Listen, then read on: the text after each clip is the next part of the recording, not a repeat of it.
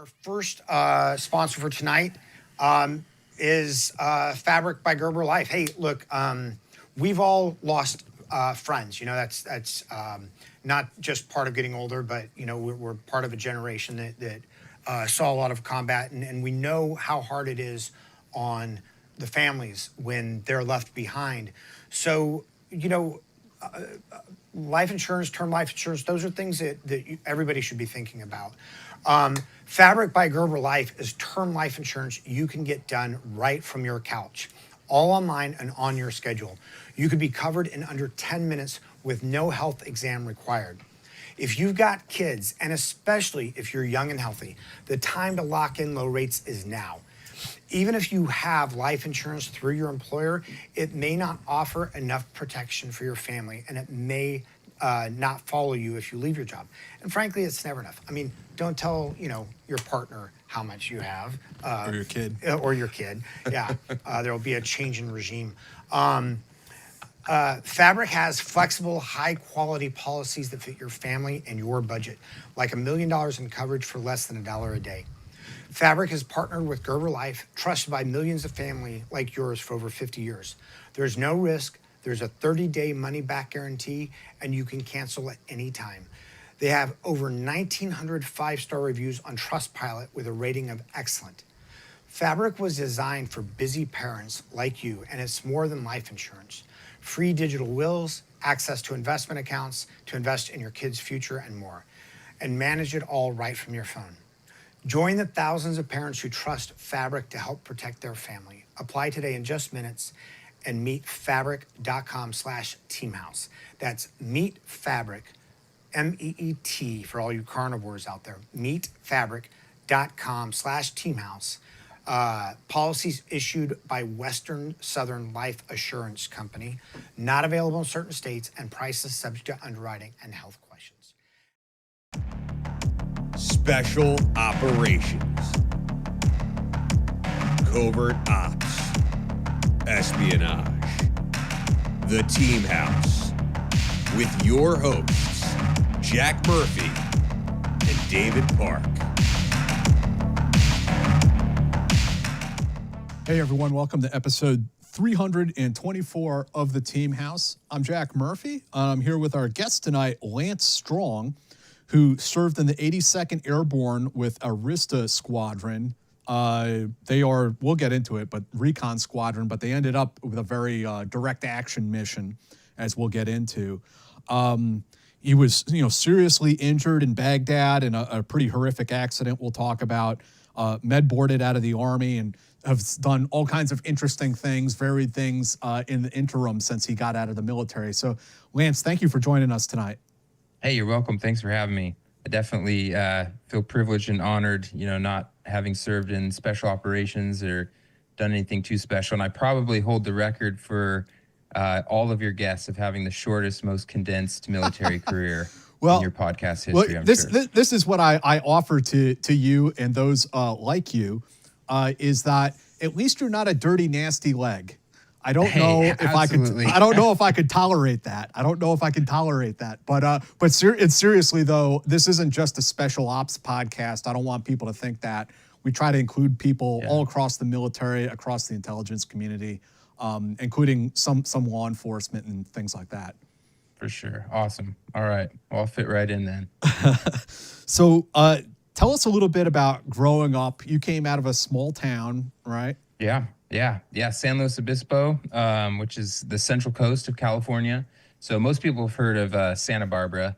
A lot of famous people. It's north of LA, and then San Luis Obispo is kind of smack dab in the middle between the Bay Area and Los Angeles. Rolling green hills, lots of vineyards these days. When I was born and raised, it was mostly cattle ranches. Those are all vineyards, pretty much.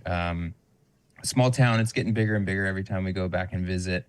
But yeah, what was interesting, I think, and unique, where I grew up, I think out of my class, graduating high school, there was 2 or 3 of us, that entered the military.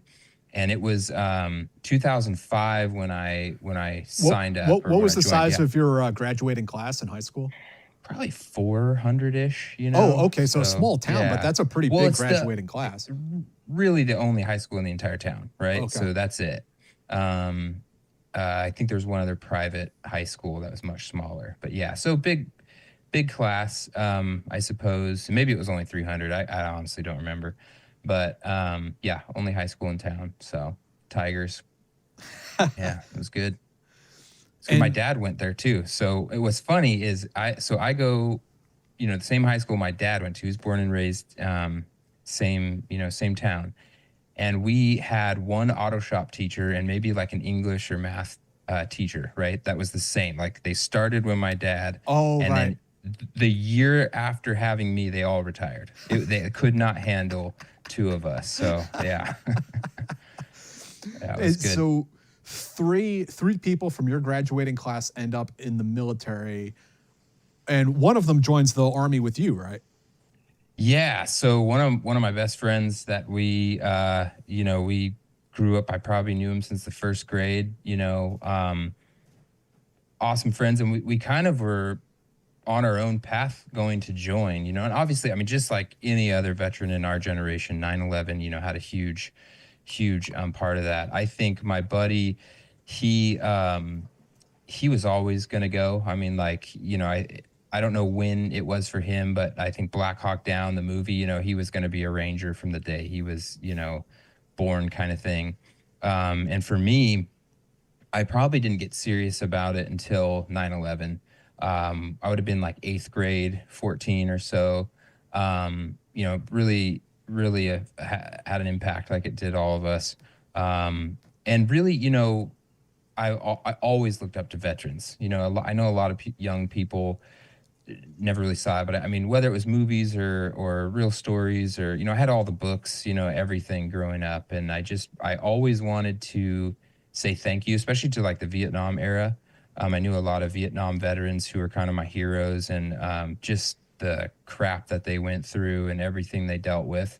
Like I felt so called to somehow say thank you. And the only way I kind of knew how was to be like, okay, I'm going to, walk a mile in their boots, and so that's what I did. I was 17 when I joined. I needed my parents, permission slip, to Uncle Sam, and they weren't super stoked on it just because there was 2 wars going on in 2005. And my recruiter even told him like, oh, I've been in the infantry for 10 years, I've never been deployed, and stuff. And they knew I was going right over there, and that's what I wanted. I think they knew as soon as I turned 18, I was going to go anyway. So they signed that, was in the delayed entry program for the rest of my senior year with my buddy.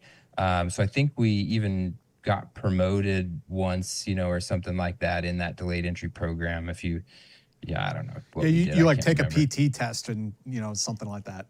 Yeah. PT test, and then like learning all the ranks and some, military stuff, whatever.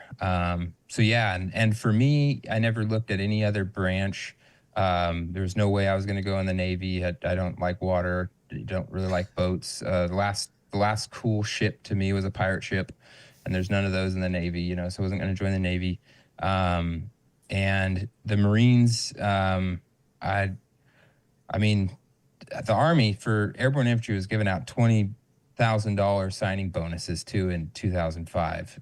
So it was always going to be the Army. I felt like the way they looked at obstacles, and tried to figure out how to get around them instead of just, bashing right through, although some units, do that. But I don't know. Yeah, I think if I could live another life, I'd try to be a pilot, or something like that. But I probably from the time I watched Band of Brothers, Airborne Infantry was what I wanted to be. I wanted so badly to go to 101st Airborne. I had no idea they weren't jumping. I just, thought they were so cool in Band of Brothers. And yeah, so I think I graduated 2006, June of 2006. And I mean, within a few weeks, I was, headed to Georgia, Fort Benning, the whole, Sand Hill experience, OSET. So it was, it says it's like a 16-week basic and infantry school all in one. I don't know if it was the same when you were going through or not. Yeah, it's pretty similar. And So, I mean, yeah, you 16 weeks later, you're a highly trained combat killer, and you're also rich with your $20,000 sign-in bonus. So rich. Yeah. King of the Honestly, castle. yeah, I probably was the only private from our class that didn't blow that on the lemon lot cars and strippers and the whole bit. I saved all that up, luckily. Saved every dime of it. I really didn't have time to buy much of anything either. So as soon as I finished, it was kind of a weird time too for all the training because there was so many people joining at that time. They didn't have like enough cadre to keep things like super moving. So even when we got there, like we waited around basically just getting smoked and just it sucked like waiting around to even start basic. And so you never knew like, wait, when does it start? Because it all sucked so bad. And it was like, man, I made a mistake. And those like 2 or 3 weeks of waiting for basic to start, were almost worse because it was just like, I'm wasting my life. Like, let's go, let's do this. And then the same thing kind of happened after I graduated for airborne school. There was a lot of, had airborne on my contract, everything.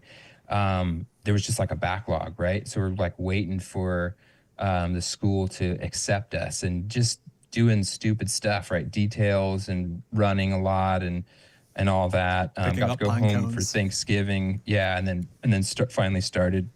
But it was, airborne school was by far my favorite time in the military, I think. Nights and weekends off. It was fun. I loved airborne school. I don't know did you get to do the towers?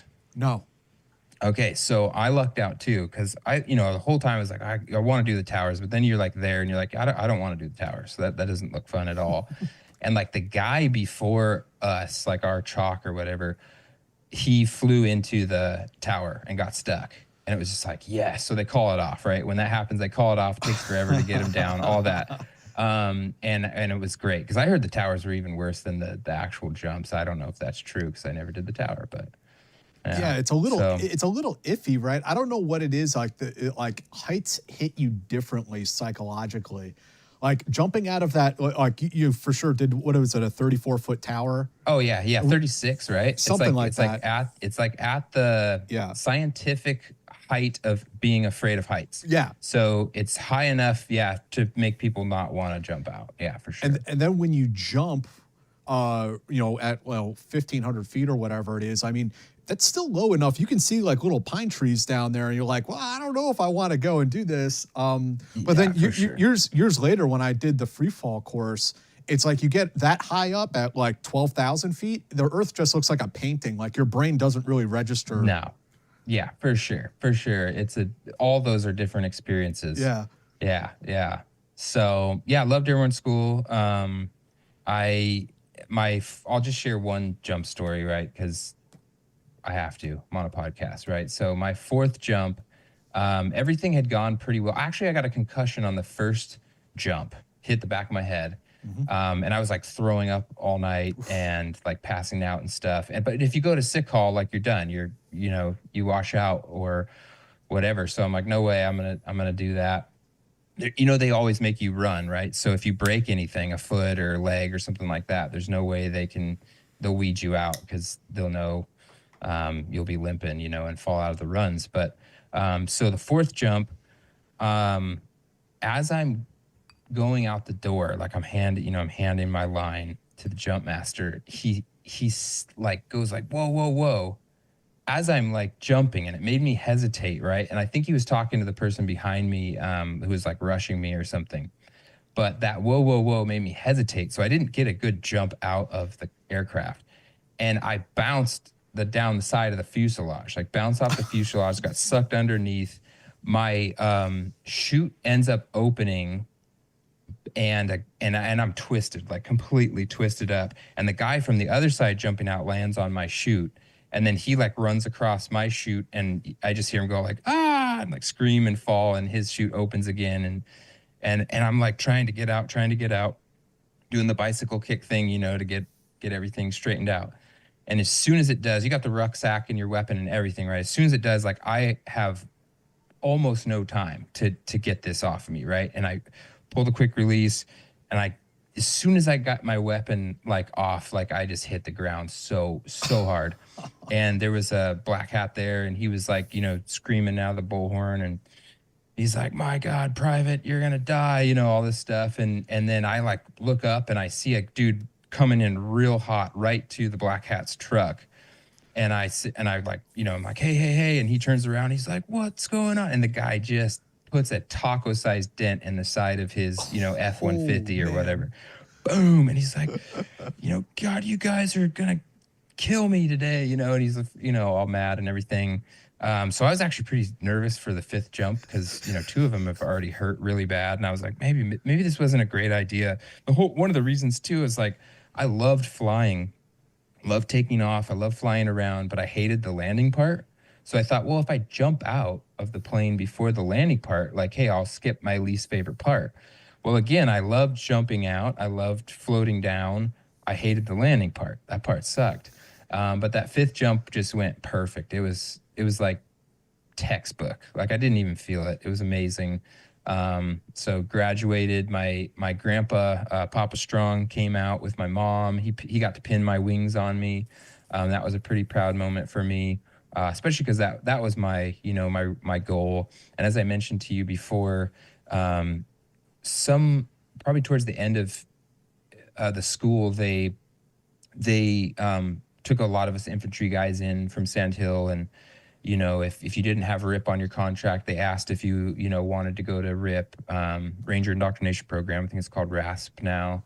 And I don't know, just being like young and dumb and already having to wait for the different schools already. I wanted to get with the unit. I wanted to get over there. I didn't want to miss the surge, you know, all that kind of stuff.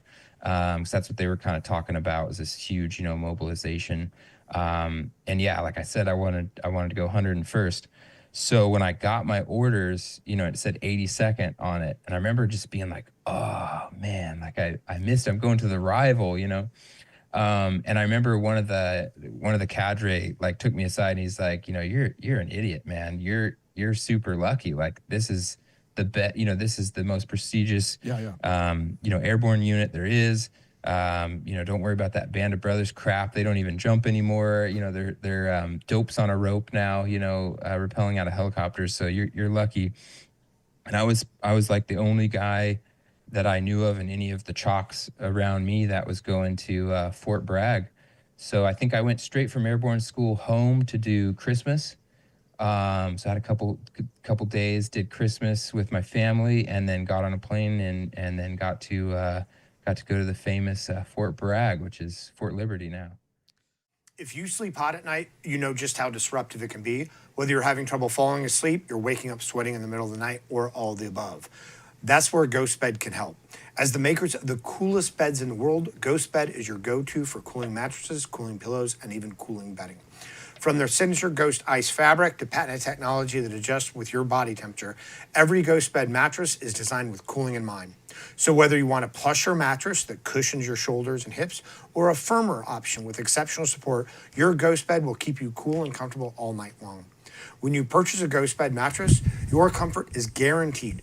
You can try out your mattress for a 101 nights risk-free and make sure it's the right fit for you.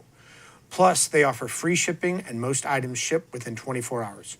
If you're not sure which Ghost Bed is for you, check out their mattress quiz. You'll answer a few questions and get your personalized recommendation, or reach out to their friendly team of sleep experts for all the help you need. Even better, Team House listeners can get 50% off site-wide for a limited time. Just visit ghostbed.com/house and use code HOUSE at checkout. Again, that's ghostbed.com/house with code HOUSE at checkout to save a whopping 50% off site-wide. And if you're not in the market for a mattress, check out their pillows, their bedding. They have all kinds of great stuff there. So thanks to Ghost Bed, and check them out. So, yeah. So you get to your unit. Your unit's already deployed, right? When you get there. Yeah. So I don't know if anyone knew like what unit, you know, I'd be in. So when I got to Bragg, it would have been December, like real late December. I don't know, like 26th, 27th of December. It is a ghost town, like a ghost town. All of the, you know, divisions are, or the brigades are already mobilized. One had just gotten back, I think, from Afghanistan, and kind of the word on the street was, the new guys will probably go there, and train up for like a year, and then go back, for another 12 or 15-month deployment, to Afghanistan.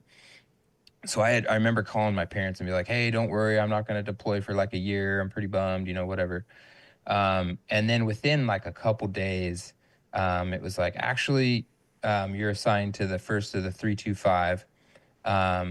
So they always said one thing will change 3 times, twice every 5 minutes in the first of the 325.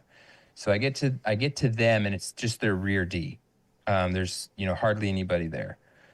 So some guys recovering from some things. And yeah, I get to them, and I thought I knew what running a lot was. When you get to the 82nd, especially when you're a new guy, you find out real fast, like, if you didn't already have shin splints, like, you're gonna get shin splints. And that was the first time, probably my first run with that unit, the rear D guys. I'm not talking about the big, slow, like, division-wide runs. I'm talking about just the unit runs in the morning, first thing in the morning. I think that first run was like 9-10 miles. I don't think I had ever run that far. It was first time I got runner's high, like legit runner's high, where my legs were not stopping after I was done, and the pace was just insane. So I spent a few weeks, which again, I'm like in this waiting period, don't have a unit, just kind of waiting around. And yeah, it was kind of a weird experience. But then, yeah, I had to call the family and say, "Hey, I'm getting on a plane. It's headed for Germany and then Kuwait, like the next day." So yeah, a couple weeks there. I remember watching a few football games at the they have a little sports bar there, in Fort Bragg, and yeah, and then headed on out to Kuwait. Did like the most ridiculous pre-deployment training in Kuwait like you've ever. So again, you were saying, like, I'm highly trained, this infantry graduate, right? I know how to dig a Vietnam style hasty fighting position. Yep. I've never held an M4 yet. I don't think we had M4s, just not the same ones, that the units had. Maybe we had M16s. I can't even remember. That's crazy. It was like 20 years ago, right? So It happens, man. but I don't think we had M4s, but who knows? Someone's going to tell me I'm an idiot at some point here. But yeah, so I get there, and they had those like Connex like trucks with the computer screen, and you had the little air guns, and you'd like, OK Corral Western style, like shoot, the little guys off the tops of building. I mean, legitimate, like the dumbest thing you could think of. Like, you're all on a line, and you're like, "Oh yeah, the Iraqis pop out," and you just, make sure you shoot the right ones. It was hilarious. And then like maybe a couple like rollover, Humvee things, where you simulate like grabbing the gunner's legs, like that's going to save his life and stuff, So silly stuff. And I remember sleeping a ton, like just sleeping and then eating and sleeping and eating and doing some dumb training. So I get sent, take the plane ride over to Baghdad, land in the green zone, get told, and it's just me and a few guys, like 10 or 12 guys, from rear D for the first of the 325. They tell us to get on this Chinook, and they take us to Camp Taji. So it's a little north of Baghdad. And that was the first time, I'd been on a Chinook, or anything. Like, I'm like, had no idea we're going to get shot down, like no idea what's going on. Not really assigned to a unit yet, right? Or anything yet.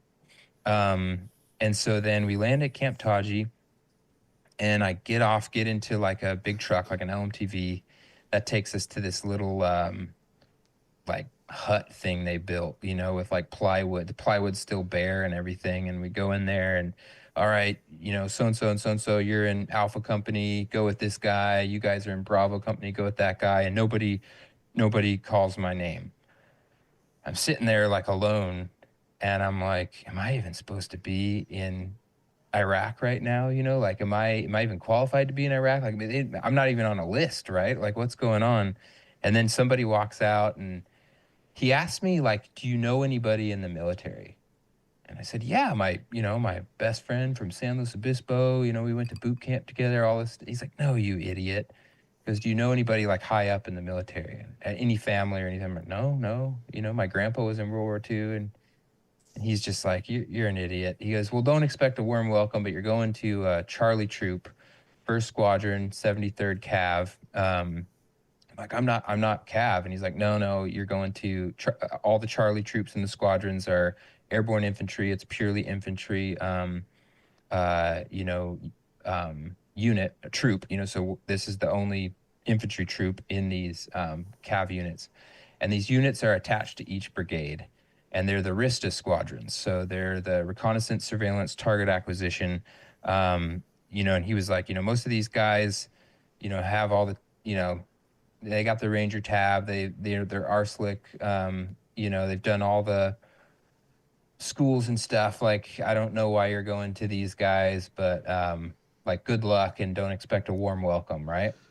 I don't know So how s- much you know or can speak to about sort of like the lineage of Rista, Yeah. because I mean it's always interesting and frustrating to me. It seems like the Army is always disbanding these, dismounted or airborne light reconnaissance elements. We had LURS. There was Division Yeah. LURS at 82nd Yeah. Airborne. Yep.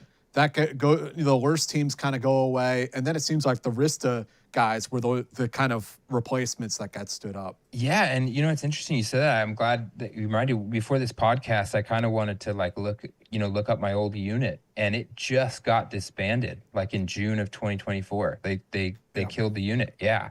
So I think they're now moving to I don't know if they're do more mechanized, Rista stuff now or whatever, drones and stuff too. I think they're going to be replaced with like different stuff, I guess, as the battlefield changes. So I was a little bit bummed out. It's like, no way, my old unit is gone. But yeah, so the lineage goes back, like I think even before Vietnam, but probably got pretty famous in Vietnam for the LRPs, long range reconnaissance patrol. And I have a cool story of meeting a LRPs guy when I was medically retired and heading home. So if I forget that story and you remember, let me share it.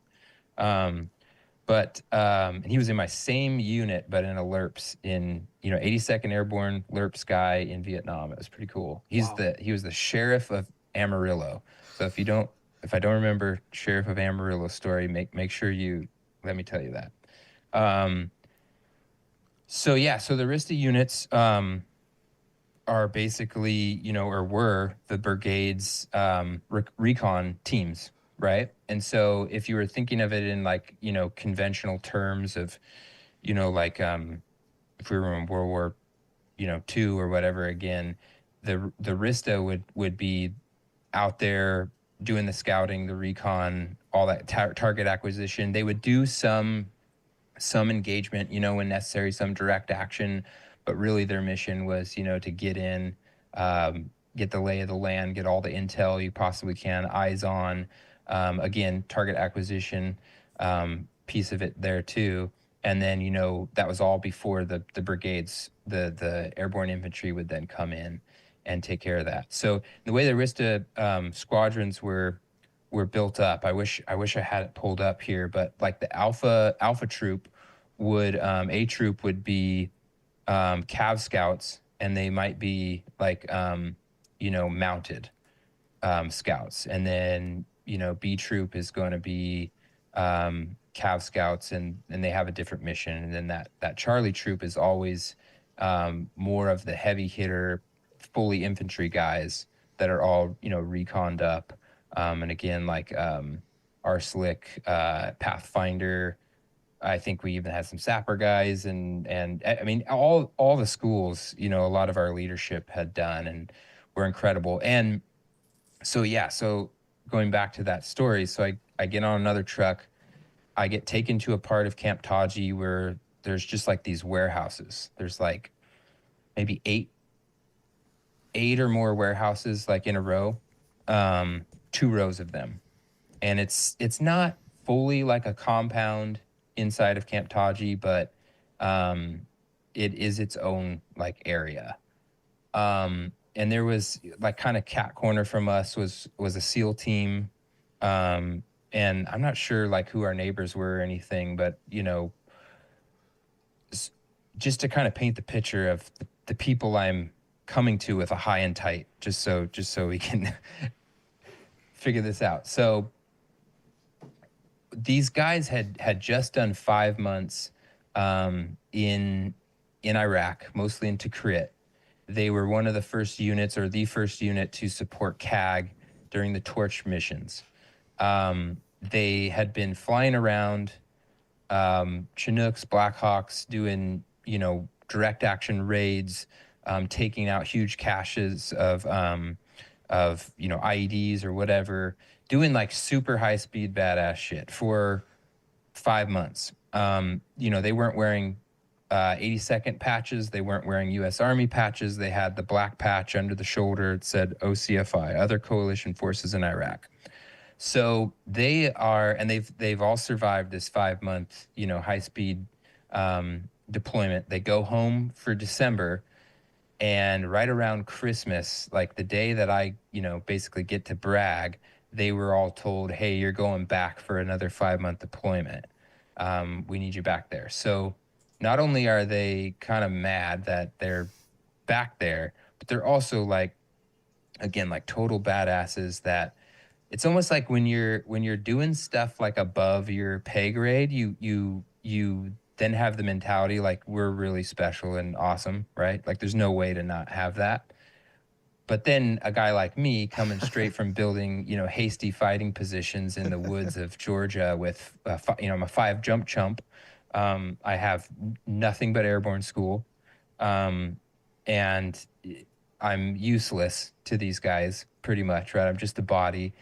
So when I get to them, they're just like, oh God, you know, they're so, you know, and luckily I got put with a really awesome sergeant. My, I guess he was like the squad leader. So I was going to say team leader, but he was their squad leader at first. And he, Sergeant Meyer, was just an awesome dude. I mean, the first thing he told me is he said, "You look like an idiot. Don't cut your hair for 2 weeks." That was the first thing he said to me. And then he said, "Look, we play by the big boy rules here. You know, I'm not going to mess you up unless you mess up. Don't expect to go out on missions with us for a few weeks. Like you don't even have a Humvee license. You don't have, we didn't do any like air assaults, but, you know, I have zero experience. I've worn nods for all of 5 minutes in basic training, right? I have like the lamest amount of experience with close quarter combat. All the stuff you need in Iraq, especially with a unit like these guys, I don't have any of it. So they're not going to take me out until they know, like, you know, I'm not going to shoot one of them on accident or, you know, all that kind of stuff. So my chores were like at night when they'd go out on mission, I would run around with nods on, fully geared up, like behind our warehouses. There was all these like just like metal garbage like all over the place, and they would have like me run and jump over these things and like just get super acquainted with nods, because we always you know, rolled out in darkness, drove with nods. You know, we had no lights, nothing, and so it was just like you gotta show us that you can drive a Humvee with, you know, all that kind of stuff with nods, you know, whatever. So it probably took a little bit before I went out. I was kind of like that puppy dog left on the front porch, you know, as they rolled out. And then I'd always have tasks or something to do, but it was kind of lame. And then, yeah, I remember the first mission I did started in the day. And I think going back, so I've really tried to piece this together, because again, I wasn't obviously in any leadership role, had no privy of exactly what our mission was or anything. I knew what the surge was supposed to be about. I knew what the 82nd was, what their mission was. Each of the you know, units and battalions are taking a piece of Baghdad. So we'd have AOs, right?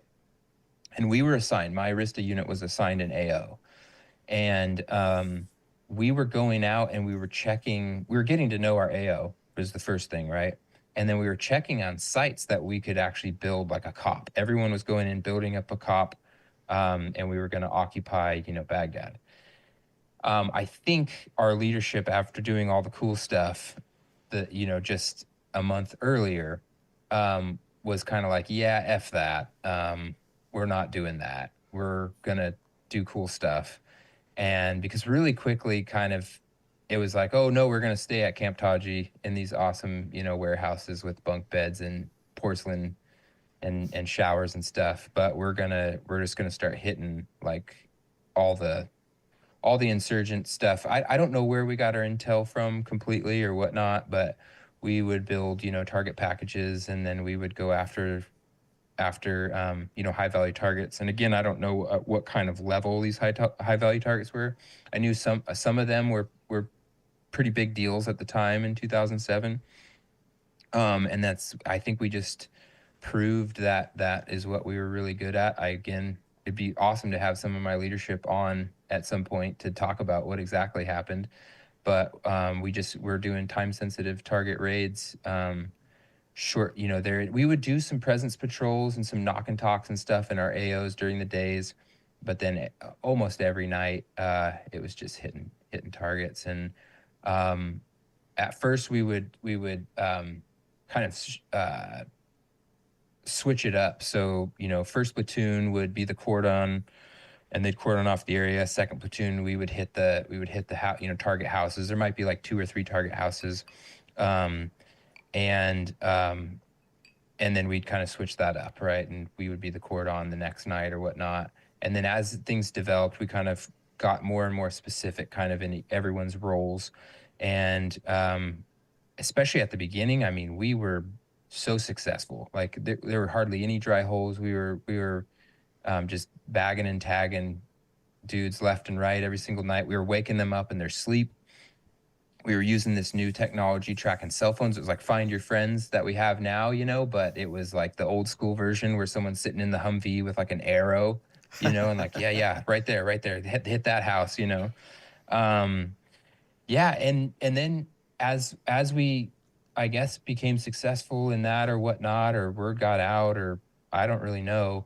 And there's rumors. There's like like your unit talk, like, yeah, war talk, where guys are like, well, so-and-so's dad is actually a JSOC commander. So that's probably why we're getting these, missions or whatever. And that is true, but I've never been able to confirm that.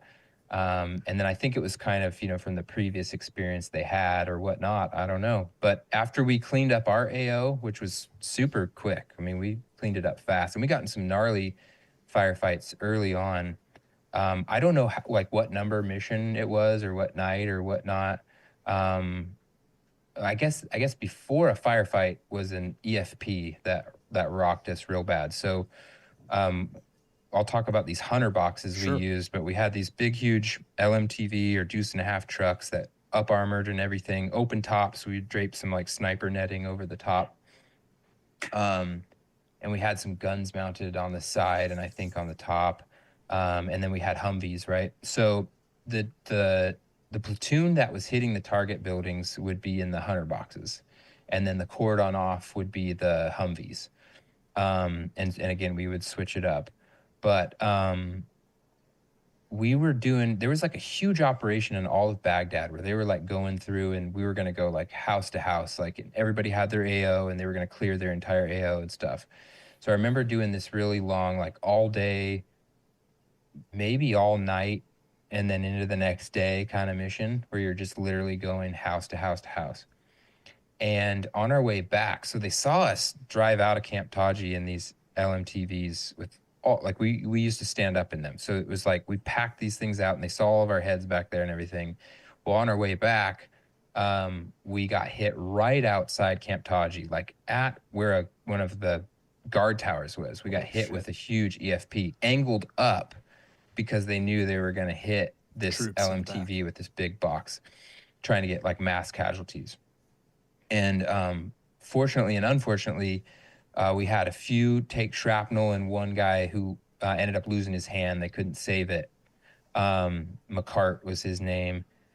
And that that first experience, you know, getting hit with the EFP was like, yeah, you can't even describe like the power. It's like getting hit with an invisible wall, you know, at like 400 miles an hour, and like rocks your brain, rocks all the senses. Can't hear for a second. So everything's filled with smoke, you know. The smoke cleared because there's no top and everything pretty fast.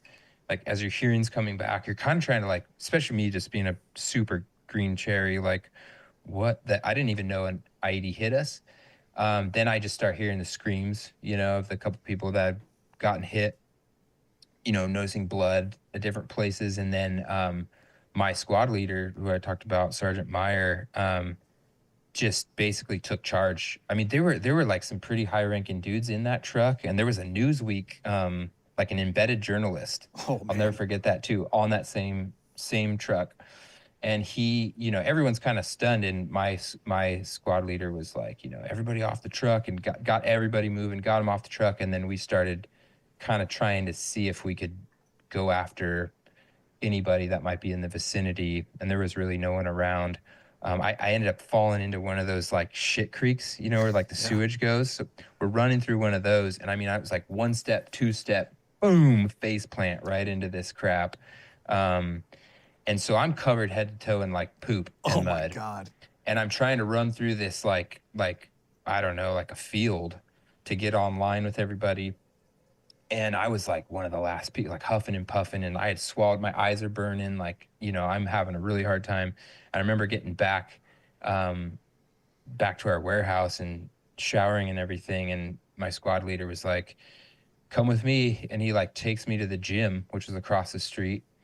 And we had this little gym, and he like tells me to get on a treadmill, and he's like, I don't ever want you to be last again. You're going to like run every single day on this treadmill until, you know, you can prove that you're not going to be like the last guy when stuff happens. And I was like, I couldn't really say like, no, like it's because I literally swallowed poop and am covered head to toe, you know, wet. And No joke. Like you're lucky to survive that alone. Guys who went into those pits, I mean, they got hepatitis A through Z, like bad stuff happened.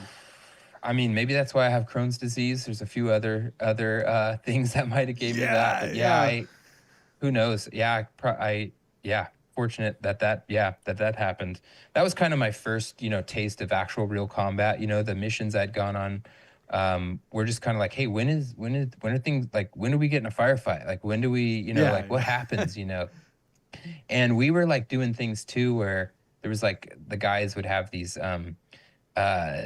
scavenger hunts, right? You kick a chicken, it was like 500 points. You slap a donkey, it was like 1,000 points. You know, one night, you know, there was like a donkey noise, you know, going off, and it was like found one, you know, over the comms. And we kind of did some fun stuff like that. But then, you know, as it progressed, it got more and more serious. One day we had a new platoon leader join us, and he was right out of Ranger school, super awesome dude. His first time out with us, he gets hit by a sniper in the side plate, right? Hits him in the side plate, and part of the fragments went in. I don't know if the side plate or whatever, something was like burning in his side, and it was some shrapnel from that bullet or whatever. And he was totally fine. But we had all, like, some of the guys were wearing plate carriers, at least by the end. But you know, I had the cherry IBA and everything. But I had noticed everybody's taking their side plates out. This is super heavy.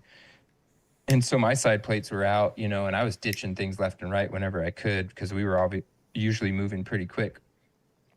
And as soon as he got hit in the side plate, you know, I look around when we get back, and everybody is reaching into their foot locker, grabbing the side plates, and like making sure no one's looking, but putting their side plates back in. And so, and again, like I was saying with the TST missions, like we, you know, at first we weren't really getting into anything heavy. We were just taking guys pretty quick. And as we started moving into other areas of operation and doing things all over the place, so Gazalia, Kadamia, and then Shula was the worst place. We always got in firefights there. But then, it's like they started getting smarter. They started having, you know, their guards or whatever out. They started swapping SIM cards. They started, one time we hit this place, so eerie. we go in and there's just a cell phone propped up against the wall. And the whole building is empty, and there's just a cell phone like on. It's like, yeah. And we thought the building was going to blow up. You know, we were trying to get out of there super fast. And so as they started getting smarter, you know, is when we started really, and especially when we started moving into Shula. The Cav, I can't remember what Cav unit was there, but they had taken crazy casualties in Shula in 2007. And when we started operating in there, ODAs were operating in there, different task force and stuff were working in there with us. We had some AWG, asymmetric warfare group guys, join us. I think the word was getting out, like, hey, these guys go out every night, like, you got to embed with them or whatever. I would love, again, for some leadership to come on here and tell me exactly how that all went down. But for me, being like the cherry guy, it was like, hey, see those two guys over there that look super cool and have all that awesome gear? Yeah, don't even look at them, don't talk to them, you know, nothing. So those were like the AWG guys and other dudes that were embedded with us. But yeah, we were getting in some crazy firefights. I remember my first firefight was it was fun. It was eerily similar to that Black Hawk Down scene at the very beginning, where like, how do you know they're shooting at us, right? I remember telling my squad leader, like, it's so loud, right? And when you're in that urban environment, I mean, a bullet that's, you know, getting sent from over here sounds like it's, you know, over here and all that stuff. And when you're really inexperienced, like, you have no idea what's going on. And, you know, it's really up to the sergeants and squad leaders to be like, hey, like, this is your sector of fire. This is where you're, you know, during our cordon off, like, this is the only thing you need to know is like this corner. But the problem is, as you know, is like missions change and things go haywire. Suddenly it's like, you know, I realized, like, no, I need to, like, even though I'm not in those briefs, those like pre-op briefs and stuff, like, I need to make sure I understand the area, understand where we're going. Because if squad leader goes down or my sergeant, you know, whoever goes down or things change, like, I really need to make sure that I'm on it and know where to go, know where the other guys are. Because a lot of times, I mean, you're just kind of a little bit, it feels like you're a little bit alone, right? Mm-hmm. With a few guys. I don't mean solo. I just mean, you know, you're kind of, you know. You feel isolated and kind of out there flapping. Yeah, and I remember going, hey, how do I, because it was starting to sound really different. And I'm like, hey, are we getting shot at? No, I don't think so. Hey, are we getting shot at? And it was like, now we're getting shot at, you know. And I remember, I'll never forget the snapping, you know, because you could be on a range, you know, where you're getting shot from over the top and hear that snapping. But when it's like aimed at you, there's like a throaty noise to that, you know, almost like you could hear the barrel like spitting at you, and that snapping is different. And when things start moving, things get crazy really fast. And so I'll never forget that. I'll never forget, there was a few times where we would hit a dry hole, but we were like really positive that it was the dude's house. So there was a couple times where we left and I was with him. It was like me and 4 other guys just stayed in the house, and our Humvees and everybody drove off, you know, to a distance, you know, that was going to be quite a while if we got into some, you know, bad stuff. And we just waited for the guy to come home, and, you know, bagged him up and called everybody in and rolled out again, you know, or whatever. But there was some cool stuff like that. We did a lot of like overt denial stuff. There's a lot of IEDs on this route Vernon that were taking out tons of people, and we'd roll up on them. Some of the worst things I saw were rolling up on people that had gotten hit with, you know, EFPs, trying to, you know, they'd be stuck in like their Humvee on fire, trying to help pull them out. And we even would, if we weren't like on a TST mission that night, you know, we were like helping rush them to the nearest TOC or FOB or whatever, and stuff. So we saw a lot of crazy things. Sergeant Meyer, my squad leader, he ended up becoming the head of like the sniper section while we were there. He taught me a lot of awesome stuff. When I was recovering in the hospital, he actually got second place in the Army marksmanship competition, sniper competition that year, which is really cool. So I'm like watching him on TV while I'm recovering in the hospital. The international sniper competition. Yeah, the military sniper competition. That's awesome. Yeah, It was incredible. So he's an amazing dude. Um, but yeah. I think too towards the end. So we were supposed to do another 5-month deployment. We get done with that 5, and they're like, actually, we're going to extend for another 5. And they now they've already been there for 10. And this is high, op tempo stuff. And you guys are exhausted. Not a lot of sleep. Yeah. So exhaustion setting in, kind of that like zombie, not enough sleep started kind of playing into it too. So guys were starting to kind of it was taking a toll on all of us. And anytime I wanted to complain, I mean, they'd already been doing this for 5 months. So, I definitely, couldn't. But we started kind of doing some things where we'd leave a guy or two back one night just to kind of clear the head. Right. And kind of rotate and shift off just because there was just no end in sight. And then when we started, I think like we hadn't lost any guys yet, but one night I'll never forget. I definitely thought I wasn't gonna make it that night. So we're going back into Shula. We hit this house, and I want to say we had been there before, like it was a dry hole, and so we go back like the next night or a couple nights later or whatever. But this night when we go back, we're like, instead of rushing the Humvees in and cordon off the area and letting them escape, we'll run like super far. So we'll get dropped off way super far away, and we'll like run a real far distance. And we'd done this a few times and been really successful. And then once the shit hit the fan, then the Humvees would come in and kind of support and stuff. And this had been super successful. But as we're like running, we come to this like line of people that are waiting for like the gasoline like supply or whatever. Yeah. Like they're literally like lined up, and they're supposed to be, like curfews and stuff. And nobody in Shula really ever listened to that. And then we'd roll in, and things would get serious, and there'd be some pop shots, and everyone would disappear, and then you would know like, oh, we're about to like, get it. And we get in our firefights and everything. But yeah, as we were like running through this line of people, they're like, on their cell phone, like, hey, by the way, there's like this group of dudes running through here, probably coming to you, so it's kind of a blown thing. And, maybe we should have not kept going, but how do you stop once you're kind of running and getting closer? So we hit it, and we were probably a small element. I don't think we had everybody, and we just got kind of surrounded and pinned down a little bit. I remember being with a buddy of mine, kind of like face down in a kitchen, and just like rounds, we're like pinned face down. Rounds are just ruining everything in this house.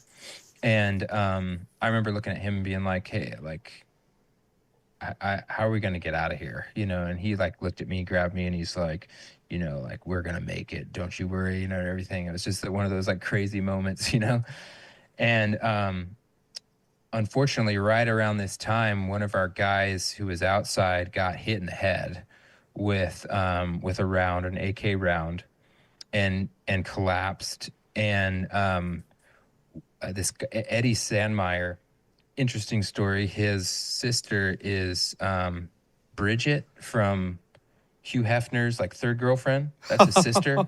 So I never got to experience this, but all that unit would get to go to the mansion and hang out with his sister and stuff. Yeah, I'm not sure they would have invited me anyway, but yeah, they would get to do that.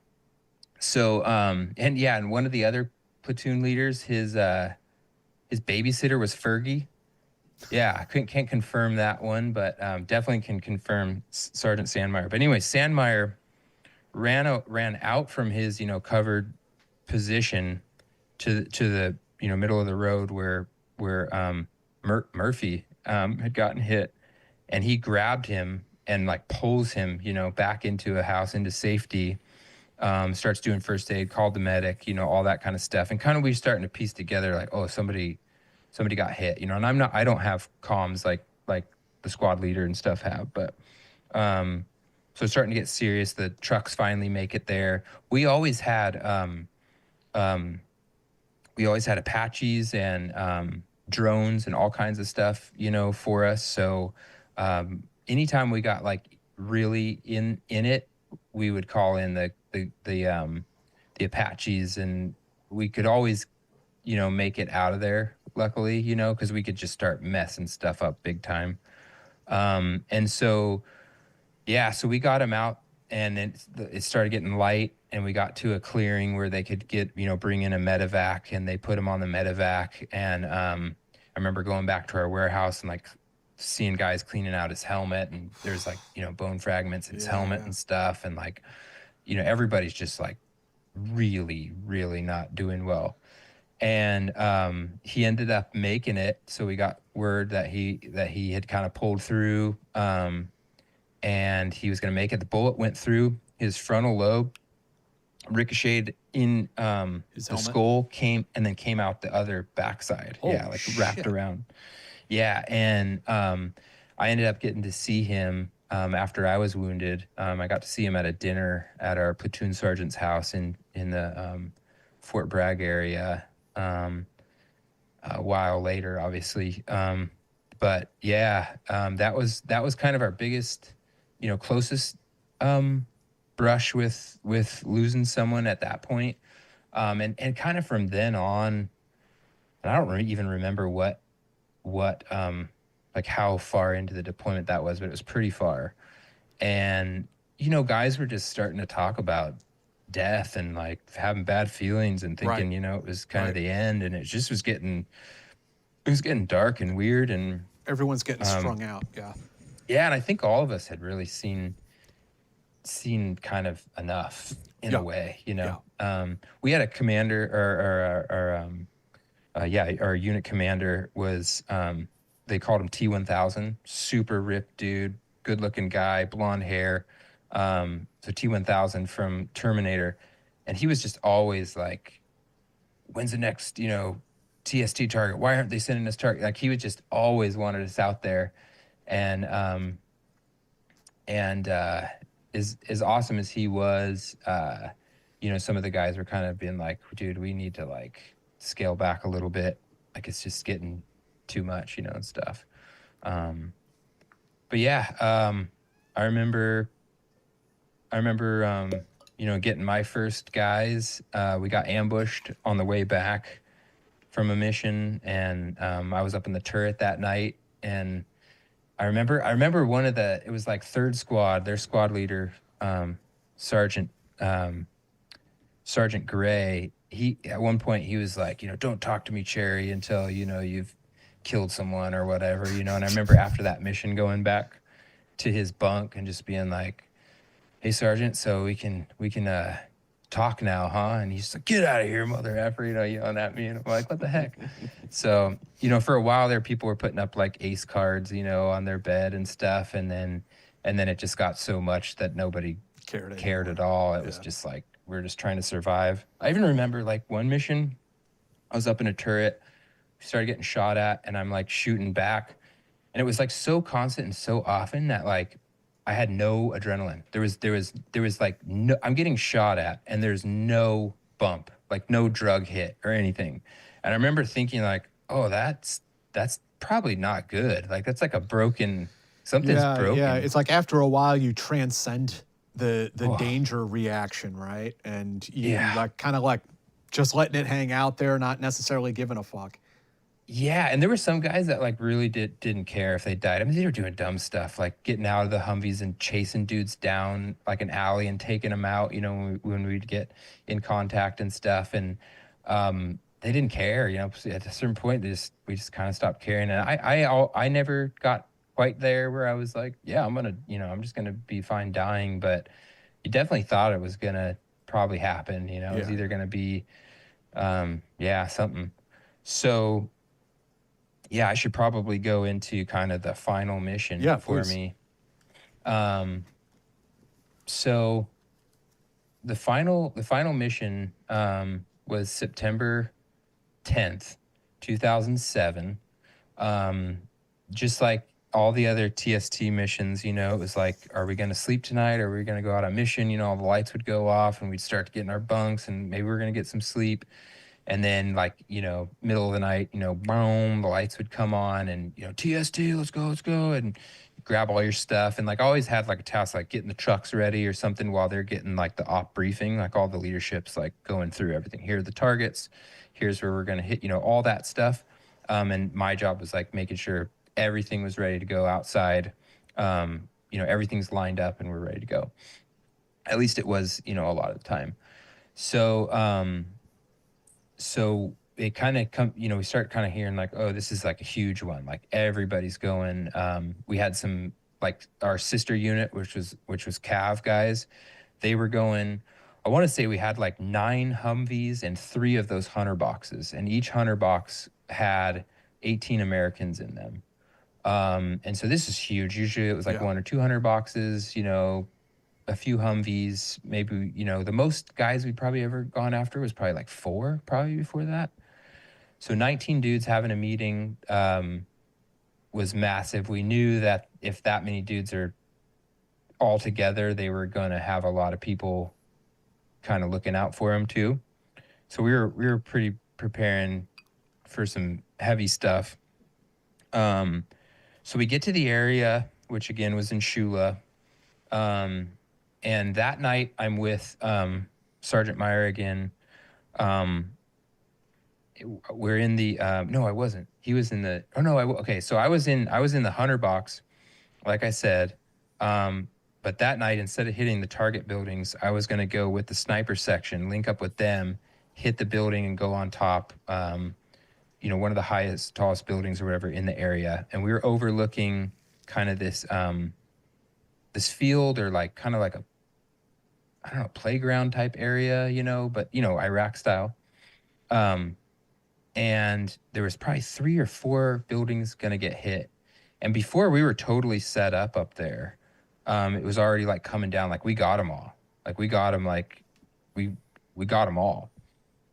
And so they're strapping them up and everything. And so it was super quick and kind of disorienting. We get back When you say down. strapping We're like them up, last... is this back in the day when we were like ratchet strapping the HVTs down to the bed of the truck? Yeah, it wasn't the super nice like flex cuffs. I don't remember the super nice flex cuffs. I remember like probably your, you know, your Harbor Freight zip ties, you know, the thick ones. Those were different times. Yeah, for sure.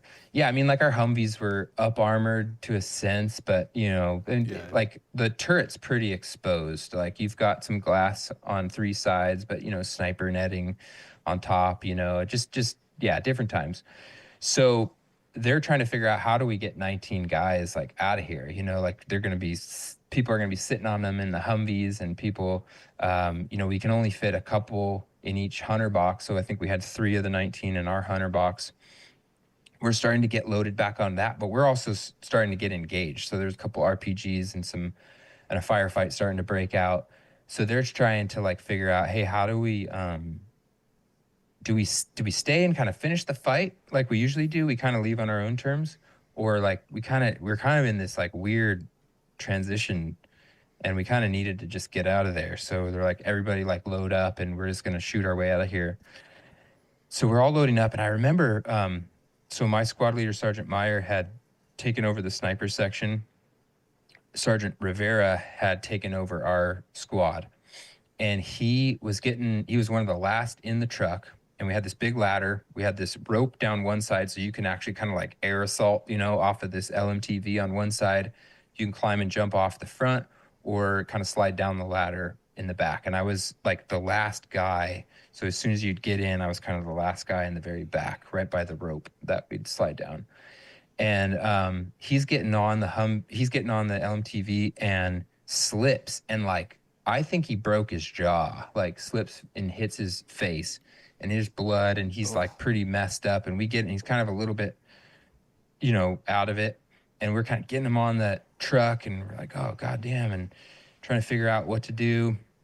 We get him on, and then once you're in the hunter box and you're like leaving, there's a little bit of like security you can do. Like if you see anybody with an RPG or something, obviously you got to take them out, you're really exposed, especially when the buildings are high. Like there's 18 Americans. It's a big target. So it was always like just like the worst time trying to drive out. You're either going to get hit with an IED or you're going to get shot or blown up from the, up top. So you just wanted to like get out of the town, or the urban area and get out and head back to Taji. And so we're getting out of there and we get up onto Route Vernon, which the north of Baghdad, there's like this massive overpass. And it literally goes from like 30 to 80, 100 feet, like massive, goes in different directions. And on this overpass, and we're still like, we're not taking probably like direct fire, but people would always be pop shotting us, the entire way out of there. Especially like we got their guys, like they're just, trying to get whatever they can. And the driver of the truck like hits some debris from like a previous IED or something, or like a half HESCO barrier type thing, because we're kind of going through this weird checkpoint up there as well. And we're hauling butt. We always drove, no lights with nods. The driver's an 88 mic, like attached to us, because none of us could drive the big trucks. And it's right in that horrible period of the day where it's a little bit too bright at dawn to be wearing the nods, but too dark for to just be line of sight. Right.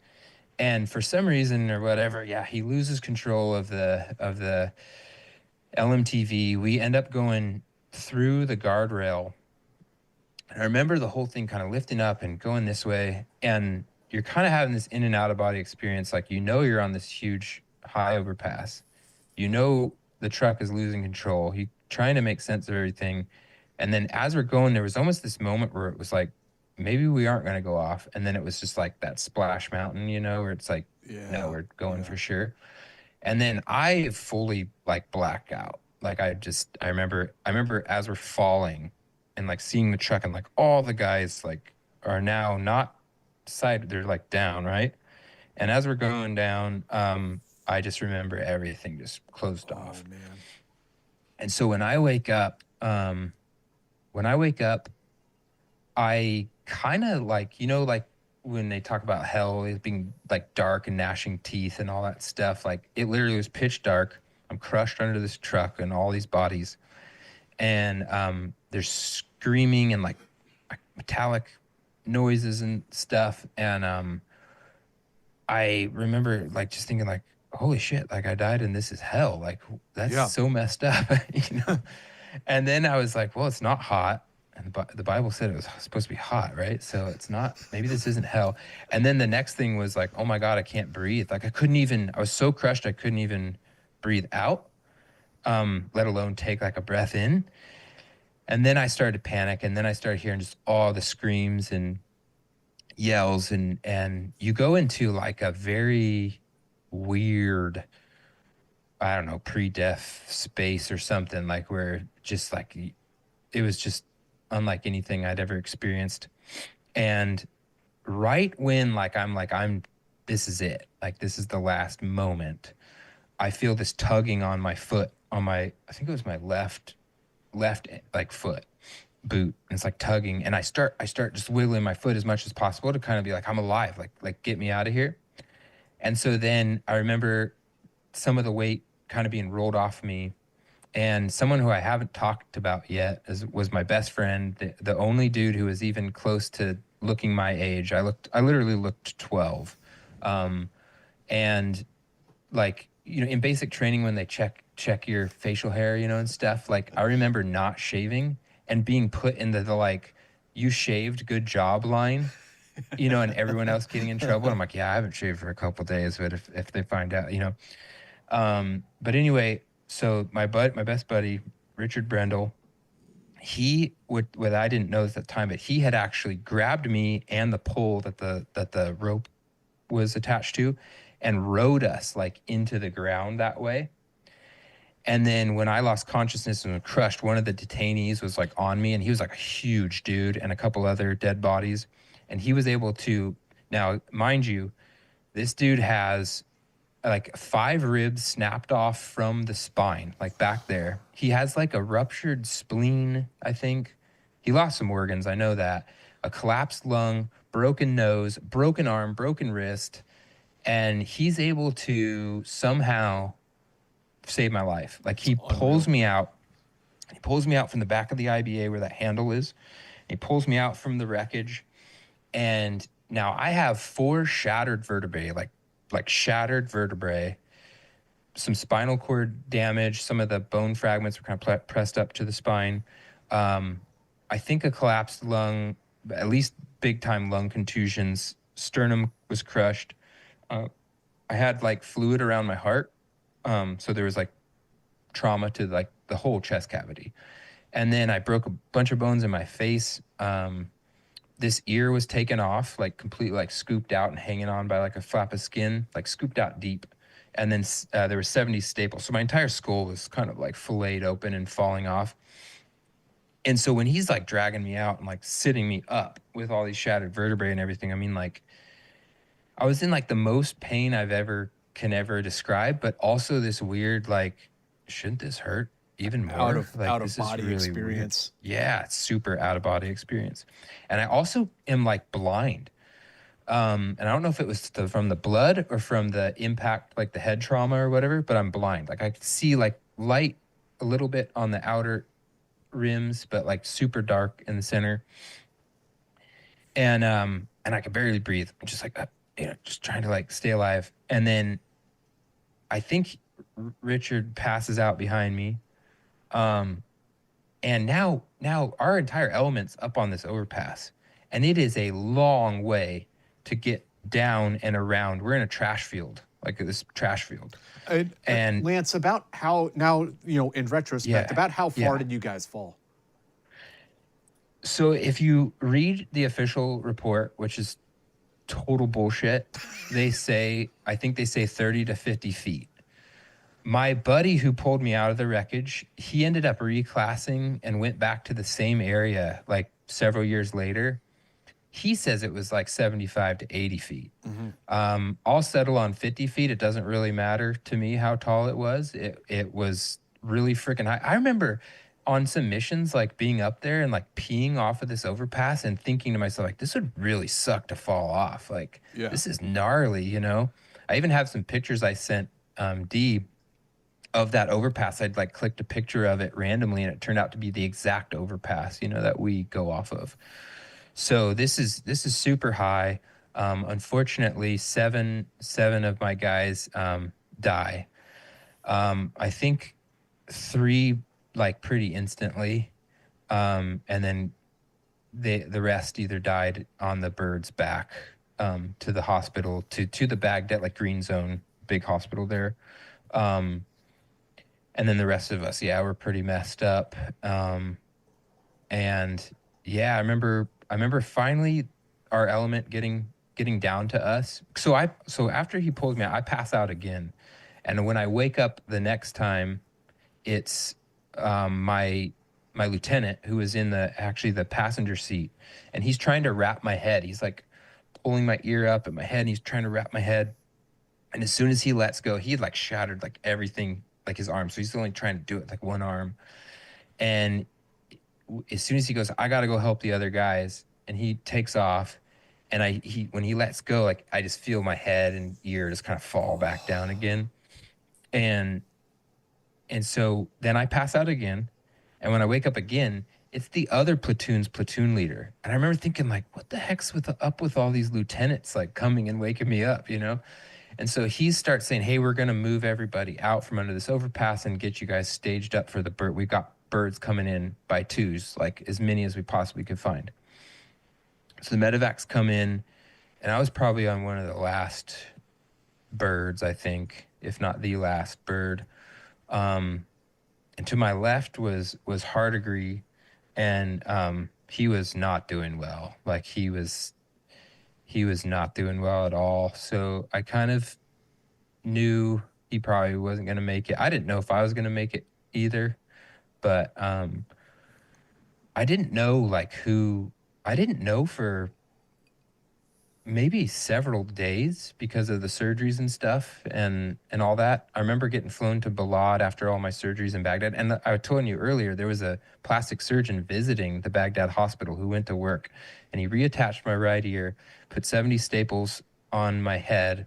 And I have like a perfect full head of hair. Like you wouldn't even know my ear. There's like little scars I could point out. But I mean, he had to like reattach the little lobe. He had to reattach that other little part and the canal. There was like 50 sutures inside the Holy canal, shit. like putting everything back together. And had he not been there, I definitely would not have an ear. I definitely, my top of my head would not look the same. Even my face, you know, making sure everything wasn't gonna like collapse. Yeah, because with the I mean, fractures. looking at you, like I can't tell that you received these injuries. So I mean, they clearly did a good job putting you back together. Yeah, you know, I used to look like a really young Brad Pitt, and then I remember waking up and this is the best we can do. I'm really sorry. So yeah, I got fortunate, for sure, for sure. Yeah, so as quick as it all started for me, it kind of all ended. You know, my military career. Like I said, I spent a little bit, probably a short amount of time there at the Green Zone, and then they flew me to Balad, and probably one night there before they could get me on like an ICU bird to Longstool.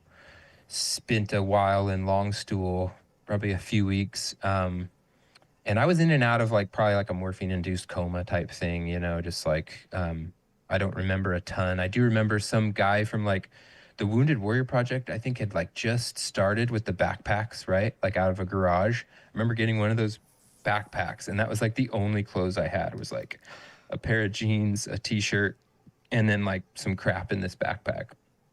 I'd lost, you know, just lost everything basically.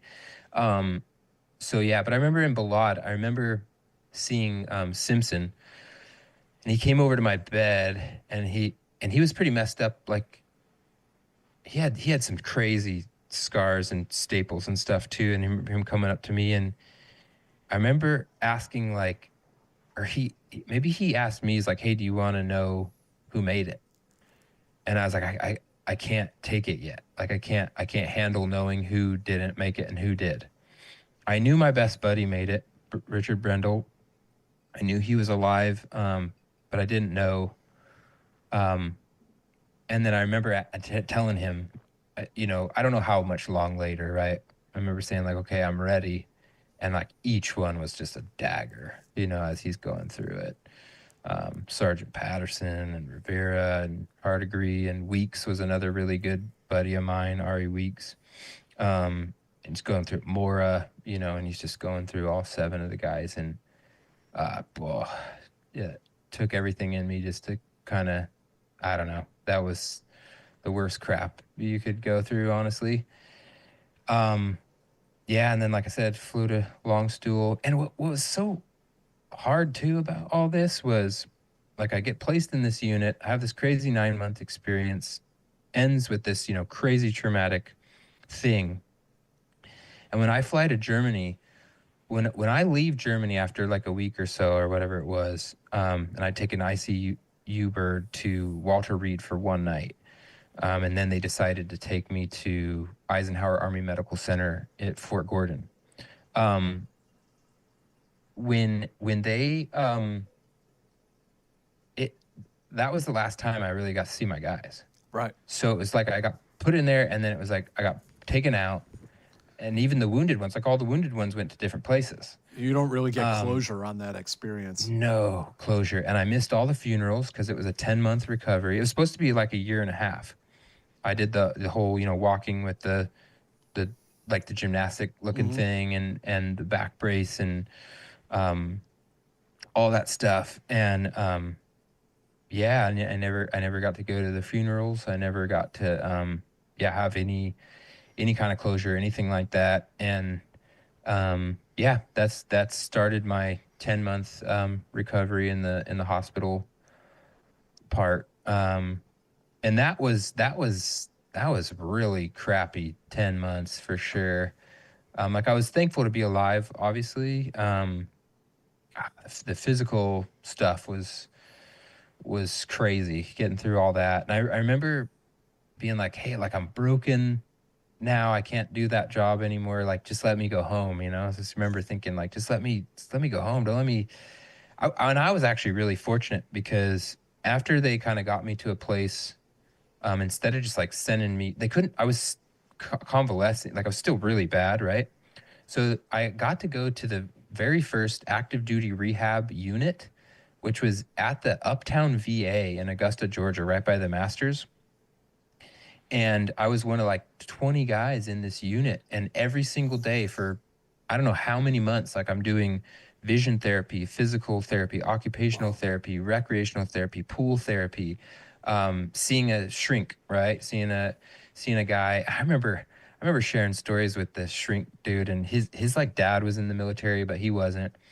And I remember like thinking like, this isn't for me, because the dude was just like the whole time listening to my stories and everything I was saying, like, couldn't believe it. Like, oh my gosh. I'm like, this is such a weird thing to, like, I thought I was coming, you're going to have answers for me. And, I'm on all these medications, and I'm kind of numb to a lot of things, as far as like, I'm not having like PTSD yet, like, and I'm almost thinking like PTSD at this point, like, is fake. Like, Because it hasn't hit you yet. yeah, it hadn't hit me yet. Nothing had really hit me yet. And then once I started getting off all the pain meds and getting a little bit better, maybe getting out of the back brace, because I'm in the back brace for like 6 months or something, maybe even longer. I remember kind of the nightmares starting, and a lot of the like, to be honest, I was more afraid of Iraq in the hospital, thinking about everything that had happened, than I was when I was there. Right. Like, scary as all of it was, like, I mean, I really honestly was like horrified by everything I'd gone through. Now you have time to process all of it.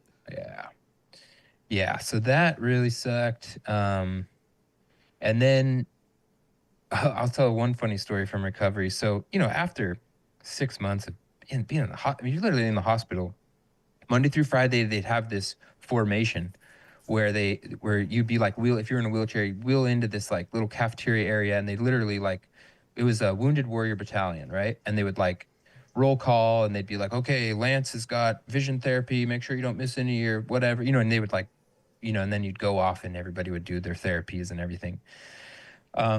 And so on the weekends, we didn't have those roll calls. And so one of the guys recovering in there had some gnarly break to like his leg. So he was limping around. He was like out of all of his stuff and not using anything but a cane, I think, but he couldn't like move his leg very well. And I was in a back brace and everything, so I couldn't drive or anything. But he's like, hey, if I rent a car, like, do you want to go to North Charleston with me? And like, we'll go to this Taylor Swift and Brad Paisley concert. And like, yeah, like we'll peace out of here for like a weekend. And so we totally went like AWOL, and we had this whole thing set up where we would like tell the nurses like we were going somewhere close or something, I don't remember. And then I got in this car, and I'm literally in a back brace. We're gonna spend a night in a hotel. Like, I hadn't been out of the hospital at all, up until this point. I did get to go home for a little while I was in a back brace. I got to go home for like Thanksgiving or Christmas, I can't remember. And my parents like rented a hospital bed that, like, because I had to stay, like, my spine had to like heal like straight, so I couldn't like just sleep in a normal bed and stuff. So they got this hospital bed and everything.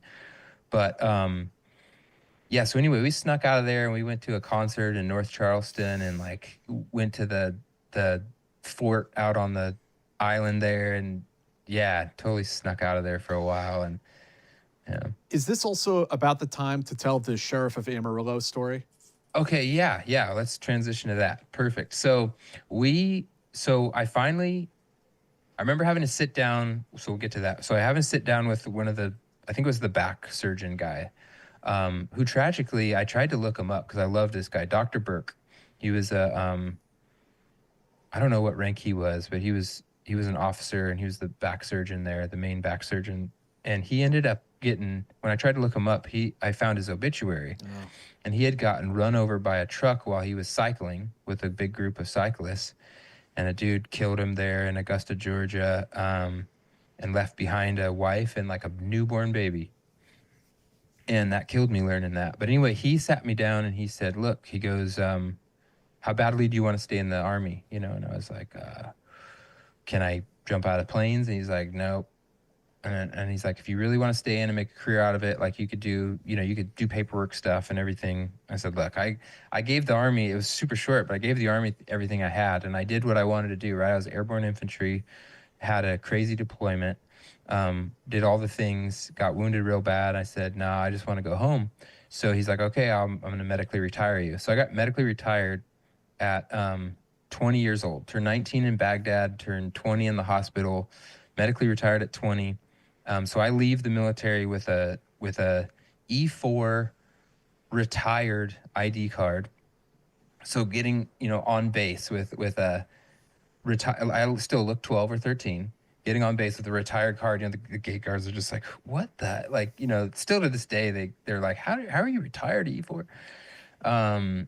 But yeah, so my again, I was young and dumb, right? And I was like, I'm gonna pack my car with the little belongings I have, and I'm gonna drive all the way from Augusta, Georgia to San Luis Obispo. And I'm gonna do it as fast as I possibly can.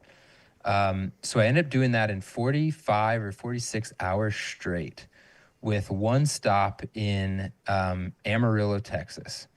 And on my way, so I left at midnight, like literally got to the place where I was going to sign out for the last time, like 11:59, boom, you know, I sign out and I leave. So I'm leaving in the middle of the night. Didn't get much sleep. And as the sun is coming up in Arkansas, I'm like nodding off while I'm driving.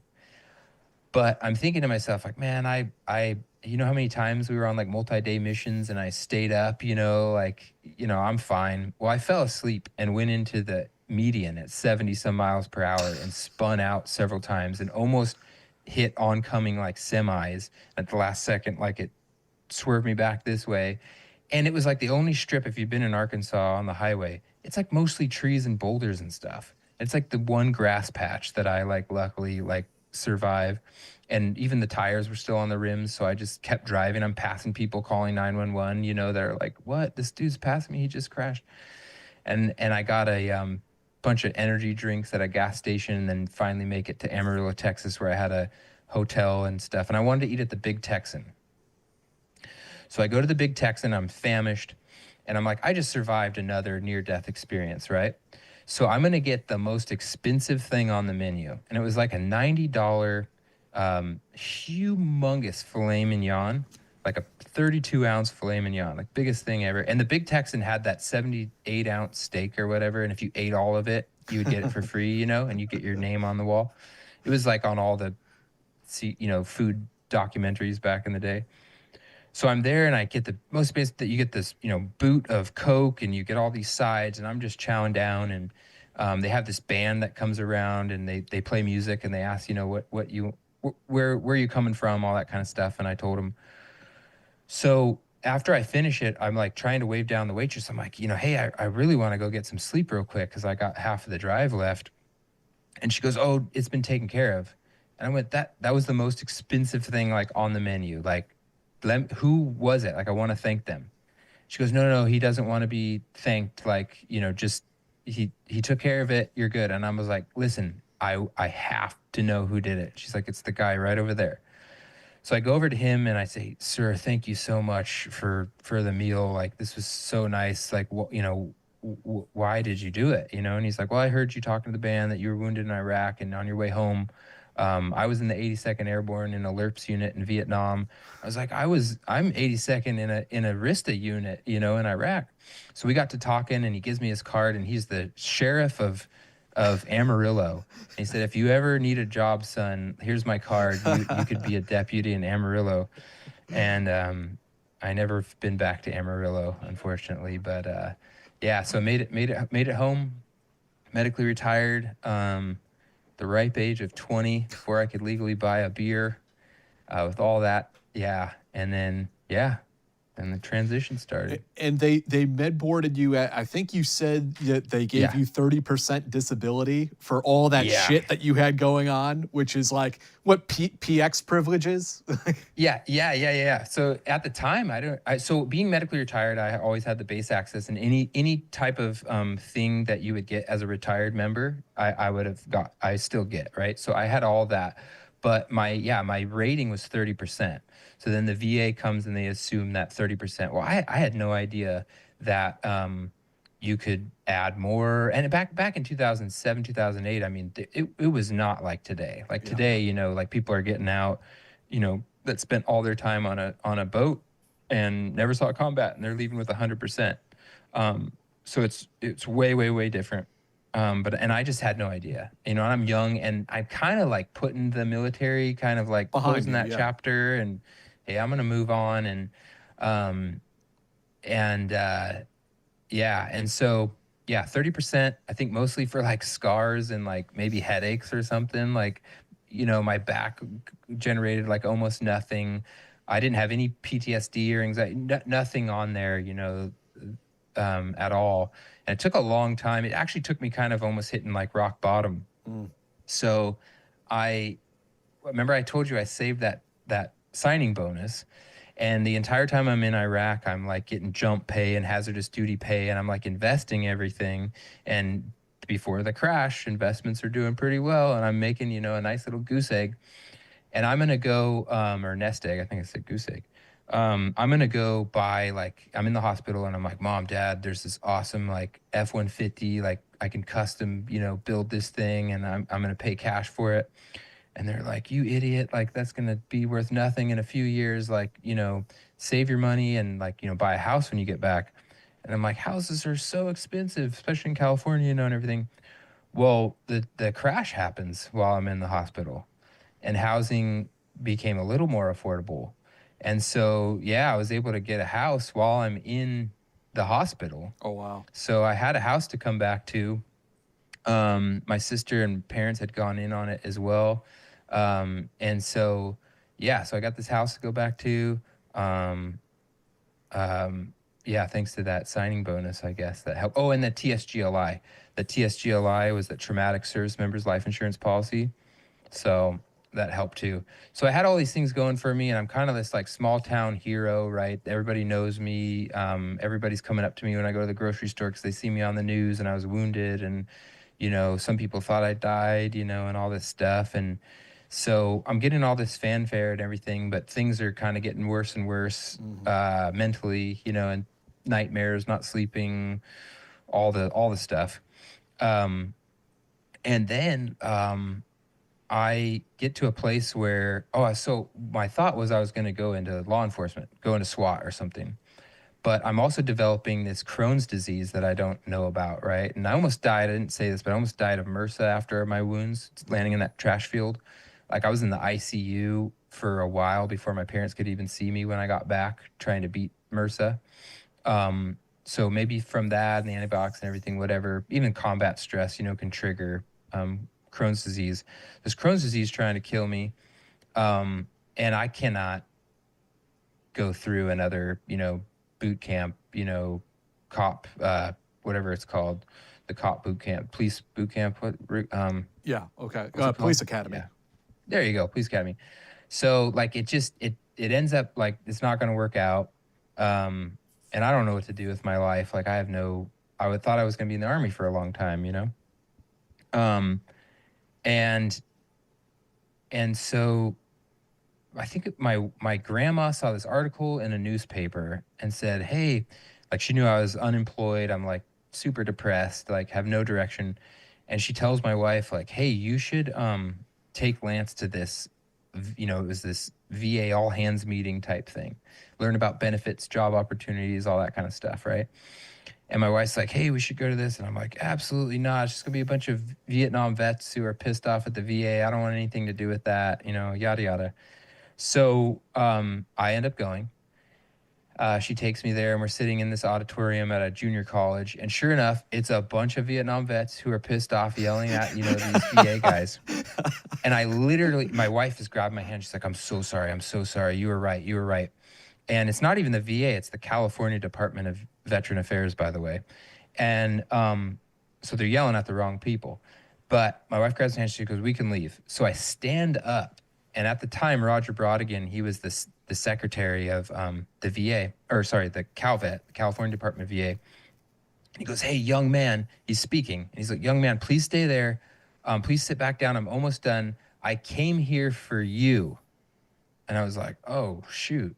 So I sit down, make it through. You know, I mean, they're literally yelling about, like, you know, impotence and, you know, all kinds of weird stuff. Like, it was bad news.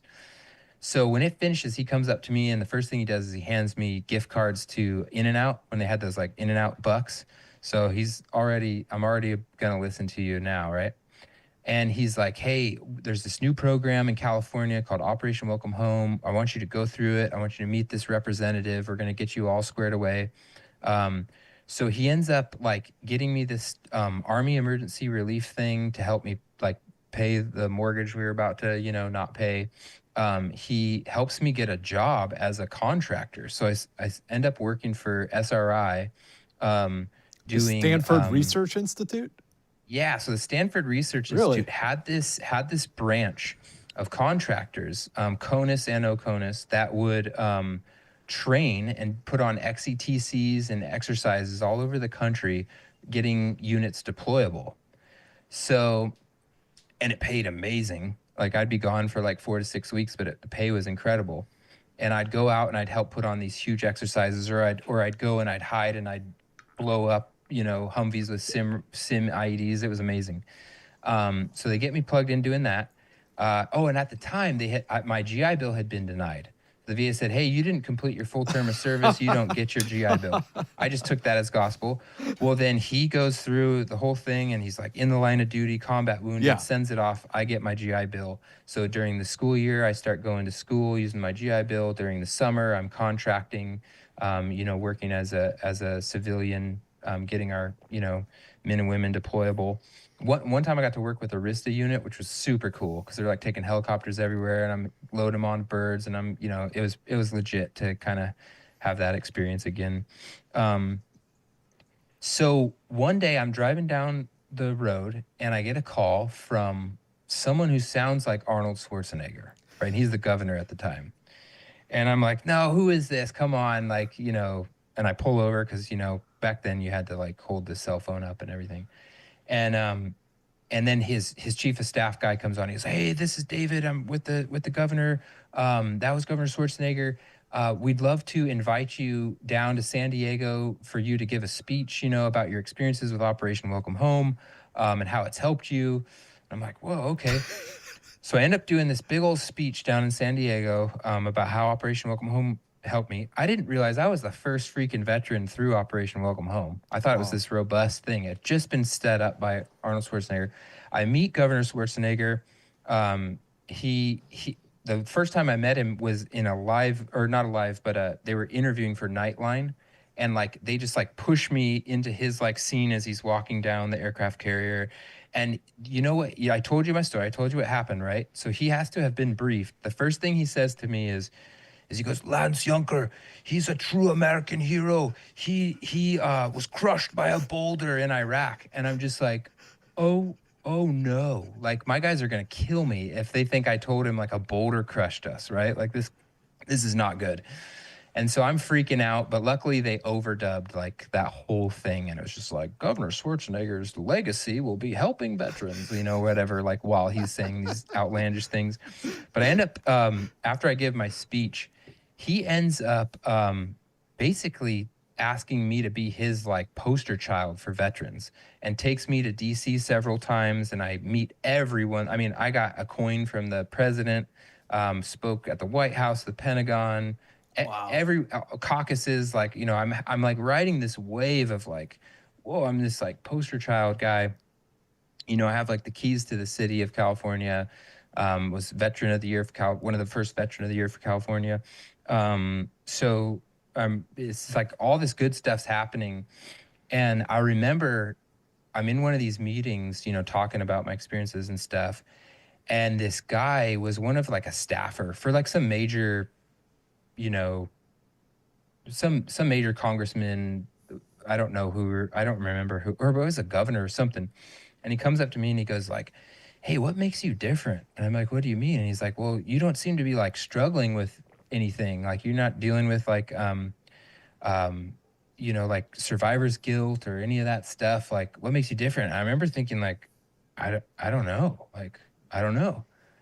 And I swear from that moment on, like everything hit the fan as far as like PTSD and yeah, just all like things were getting bad too, working in that space where just getting taken advantage of, like you're the token veteran. Yeah. Not by Governor Schwarzenegger. He was amazing. That whole staff was amazing. But other congressmen and women would be like, "Oh, I'm posing with the veteran, I'm helping veterans." And this one congressman from down here in San Diego, he's no longer, I'm not gonna say his name or anything. Thank God he got voted out right after this. But we're leaving his office and he says, "Oh, I don't care that you brought the veteran. I'm just glad you brought his hot wife."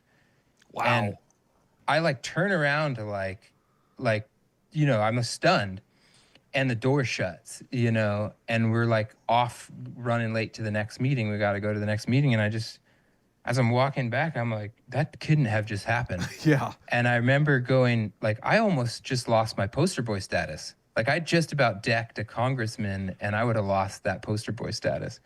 So yeah, I remember that. So yeah, as that wave was kind of ending, and I'm getting my political science degree, a lot of the Crohn's disease is like trying to kill me, and the PTSD is just getting super, super bad. And yeah, and luckily, I have just an amazing wife who never let me, get too far without dragging me to something. Cause that first thing really helped. And then, I had an amazing counselor at the vet centers for a really, really long time. That helped a lot too. And it probably wasn't until, so some things helped with like the flashbacks and the nightmares was neurofeedback therapy. I kind of was one of the first veterans through this program that did all this neurofeedback. And they thought like they could fix me in 20 sessions. They're like, "We'll give you 20 free sessions." I mean, nothing. I don't think anything happened. And they're like, they just kept doing it. And probably like 70 some sessions into this, I was like, I slept through the night. I didn't have a nightmare. Like, and my flashback, because I was having flashback, like legit, like see, smell, Reliving hear, it. feel an explosion or a sniper shooting at me or something. Gnarly, yeah. And so that as that started going away, and you start sleeping. Sleeping is so important to healing all that. So that's one of the biggest things is you gotta sleep, and you gotta sleep deep. You gotta get into those core deep and REM cycles, and you gotta start rebuilding all that from that trauma. Yeah, and then yeah, counseling really helped. And then it probably wasn't until my daughter was born 6 years ago, and when she was born, I remember having a panic attack while she was crying and like in her room, like screaming or something as a baby. And I remember like, I can't do this right now. Like I'm having a full blown panic attack, and I'm like, I have to get her. I have to take care of her. Like she's my daughter. And I remember almost being able to like force the panic attack. Like it left. And I was just like, whoa. And then I started learning more about our nervous system and about PTSD, and really just researching everything, the sleep side of things, meditation, brain waves, the chemical side of your brain, trying to get those neurochemicals set up. So when I got the brain waves better, and then there was another group called the Angel Warrior Foundation that Dr. Gordon, he's been on Joe Rogan podcast a lot. I went through that program, got kind of the chemical side of things better, the neurohormones and everything. You get those better, and now everything's kind of working symbiotically, healing. And then, I had tried meditation a bunch, VA settings, that kind of stuff. Never thought it was helpful at all. Didn't even understand it. But then I tried it on the Calm app. Especially there's this Jeff guy on there who does the daily trip, and he has this one like meditation for beginners or whatever. And I did this 30-day course, And I remember, like, at first I was just using the app when I was having an anxiety attack or like a panic attack or something. And I was using it very symptomatically, like it was a reaction. Right, I'd use it, I could calm myself down. And then as I started going through these different programs in there and realizing, like, okay, if my body and my mind, if I can like get my heart rate so jacked up and I can have these panic attacks, if I have that kind of power here, well, then I also have that kind of power here to kind of like start to like regulate things, right? So it took a really long time, but I had a goal to meditate every day for a year. And I did that. And that was super, super helpful. And I started getting like ahead of the panic attacks. I started getting ahead of the anxiety. I started building up like, you know, the resiliency to it. Yeah, resilience to it, right? So that was really huge. And another group that was super beneficial to me was Operation Surf. They take you for like a week-long surf camp type thing.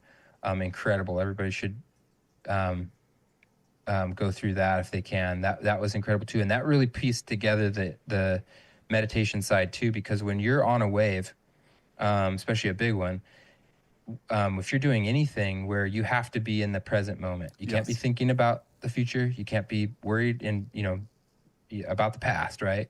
You're on that wave. You're going to get crushed if you're not. Same with, riding horses, whatever it is, if you're in that present moment, those are it's hard. Those are interesting things that like I was talking to somebody about this earlier or last week actually about high performance driving. And how it puts you in this moment. You have to focus on this thing. Yeah. For me, I've gotten really in the past into painting scale miniatures. Sure, yeah. You're super focused on this one thing. And that does sort of like relieve some of the stress and the anxiety, right? 100%. And what it is, that's a flow state. Okay. So being in that, and you can get in a flow state with meditation, you can get in a flow state with sports. You can get, now when you and I were doing raids and stuff, you're in like a team flow state. You're at the pinnacle of a flow state. Combat is the drug when it comes to being in a flow state, right? Because if you mess up, you're dead or your guys die. And so luckily doing things like surfing and riding horses, stuff like that, I mean, there's still danger involved, but it's not, at that level of combat at least. But I think, that addiction that everybody talks about with war really is those neurochemicals that flood you, norepinephrine, endorphins, all that stuff that gets rushed when we're in combat. It's really hard to get more of that, and usually we try to find pretty damaging ways to, fill that need. So now that I've kind of come, all this way, I actually full circle work for the California Department of Veteran Affairs as like the San Diego rep, the local interagency network coordinator. So my whole job is trying to get veterans plugged into benefits and benefits to veterans, plugging organizations together that help veterans, all that kind of stuff. So it's really awesome to be so involved in that space. I go to all 8 military installations here in San Diego and do like a California specific TAPS class, and help in that transition space, trying to teach people like, hey, don't do what I did, like if you think something's wrong, like bring it up to the VA. And it's all changed, it's a lot better and streamlined now and stuff. But from all of us old guys that had to, trailblaze and pathfind our way through the VA at the early stages. But yeah, so I love, the job I have. And then the biggest thing that I've gotten into the last few years here has been an organization called Saddles and Service. And it is a, you've probably heard of the term like equine therapy, right? Yep. So it is not necessarily, it's really not like you're not going there and getting therapy, right? And it's an organization that was started by veterans and a spouse of a veteran who was dealing with all this kinds of stuff and really just found healing and hope through horsemanship. And then decided, hey, let's try to bring this to as many veterans as we can. And for me, when I was growing up in San Luis Obispo, my grandfather, Papa Strong, he lived in San Ynez, still does, and he was a cattle rancher. And so after he was actually an LA City fireman, and when he retired, he became a cattle rancher. So he had been doing cattle ranching for quite a while before I was born. And when I was born, since the day I could walk, had cowboy boots and cowboy hat, and was out there as much as I could, helping my grandpa and learning that kind of way of life. And then when he retired, I was probably like, I don't know, 8 or 10 or something. And, you kind of you have to grow out of like the wanting to be a cowboy, phase of your life, right? And I never thought that I would ever have that opportunity or get to do those kinds of things again or anything. And when I saw Saddles in Service, I was actually doing physical therapy. So the Crohn's disease, after it, decimated my digestive tract, and we finally got some medicine that was helping to stop that, it went around that and started attacking my SI joints and my hips and everything. And I could barely walk. It was so much pain all the time. And I'm doing physical therapy, and my physical therapist owned a horse ranch. And she said, hey, I've got this guy, this Marine who he's kind of struggling, and I've been inviting him out to my horse ranch, and he seems to open up when he's out there around the horses. Like, would you come and talk to him about benefits and stuff? I know what you do for a living, all that. So I go out there, and I'm like, oh, I want to keep coming back. Like, I love this horse thing, and this might be a way to get back in there. And then one day she's like, hey, there's this really awesome group called Saddles in Service. I'm doing a fundraiser for them for Veterans Day or whatever. And so I see this Saddles in Service, and I research and everything, and it's like the 7-phase program for veterans and first responders. And it takes you these 7 phases where the first, you're learning like the physiology and psychology of horses, the predator-prey relationship, all this stuff, all about the horses. Then you're like learning how to groom them, learning how to lead them, walk them, all that kind of stuff, all the groundwork stuff. And then you learn how to ride, and you learn the different phases of that. And then you end up doing like advanced cowboy skills and all that. You ended up working cattle, doing all the Yellowstone stuff. And then the final thing is they send you to Yellowstone or Wyoming or another working ranch, and you do a week-long, full-blown cowboy, cattle drives, the whole bit, brandings, all that kind of stuff.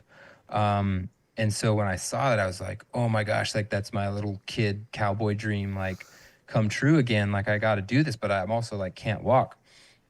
So they found this other drug they can give me. It's like an injection. And the day that I got that approved and I took my first injection, I signed up, and I got my other buddy, that Marine, to sign up. And we signed up, and we, went through the program, and now he's a ranch manager at one of the ranches that was donated to them, the Circle T.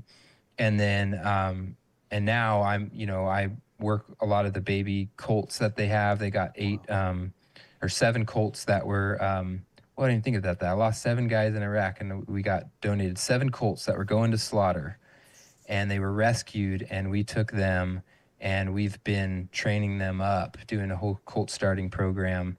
Shoot, dude, I've never made that connection. 7 and 7. That's incredible. But I've been working with these babies and learning myself, how to train them from the earliest stages all the way up to riding them and everything.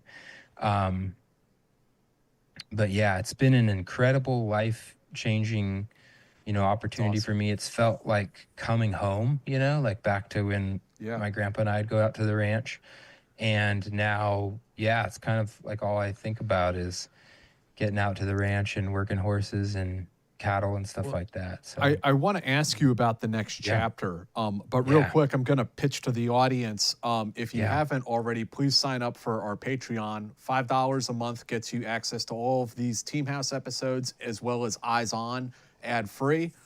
You can ask questions to our guests, all that good stuff. If you sign up at $10 a month, we will send you a Team House patch. These are pretty cool. We just got these in recently. So really appreciate it, folks. And thank you for supporting the podcast. And so, Lance, tell us a little bit about getting into screenplay writing. Oh, yeah. So we'll go there. So this is a super random thing that just happened to me with so your producer D Yeah. has a good friend named George, and George has been a producer writer for quite a while. Movies, I can't go into his whole background because I can't remember it all, but one of those producer writer guys. And somehow he got connected with Saddles and Service and the ranch. And actually in August, I had another real bad Crohn's flare and couldn't go to the ranch for quite a while. And then as I started getting better, she was like, hey, you need to come out. We're having this writer producer guy come out. You need to come out again. And I had started coming back out, working the babies and everything. She's like, make sure you're there tomorrow. This guy's coming out. I want you to share your story. So he came out, and George lost his cousin, I think, or nephew, to suicide. He's a veteran. He was a Marine.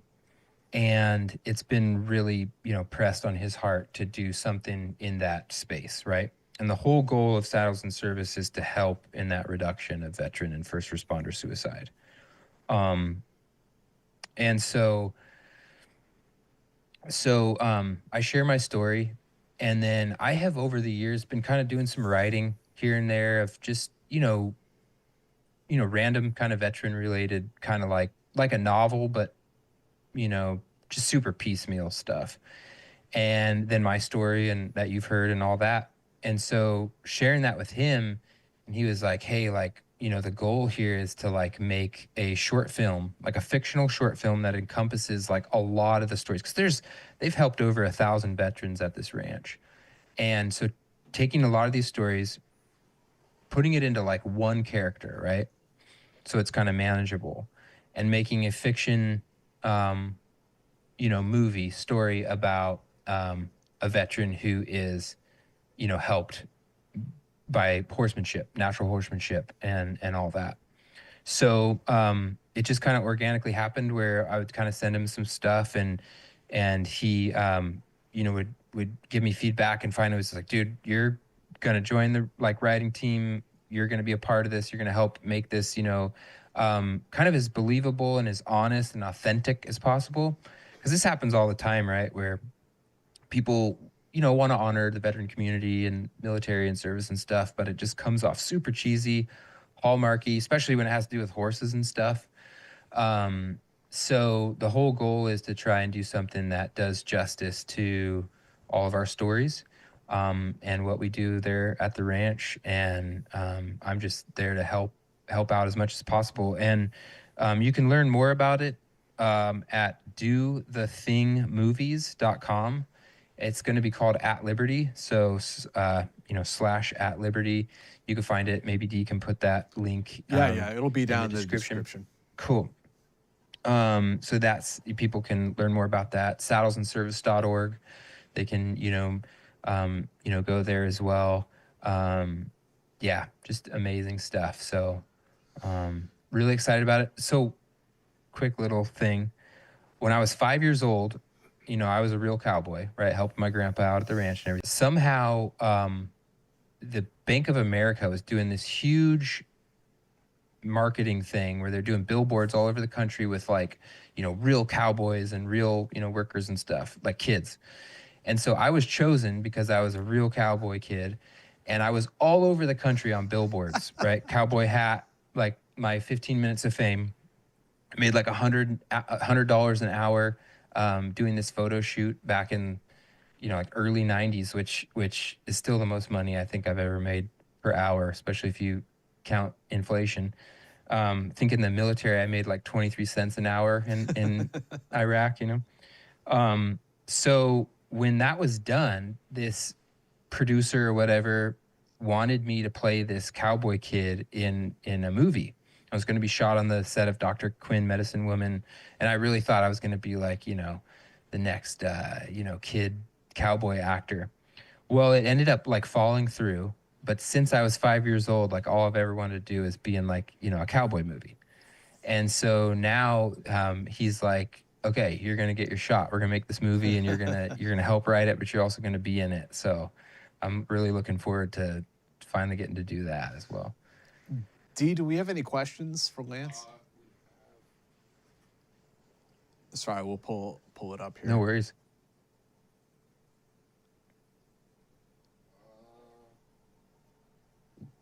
Littering and. One question from M. Corbin. Is his friend's last name really Grendel? Brendel, B with a B, BR, Brendel. Yeah. We didn't, hardly any of us went by real names when we were over there either, right? He had a pretty funny nickname. I won't say it on here. We all had nicknames, but yeah, Brendel. So, Lance, anything else you want to tell people about before we get going tonight? Anywhere you want to direct the audience to go take a look? I mean, we'll have a URL down in the description for folks, but is there anything else that you want them to know about? There's a couple things I think, one is everybody's journey is different, right? The most important thing I think is not giving up, is always trying to find that thing that's going to get you out of bed in the morning. It might not be horses for you. It might not be surfing, but it might be archery. It might be, painting the little things like you were talking about. It could be, the world is humongous. There's so many things that you can do.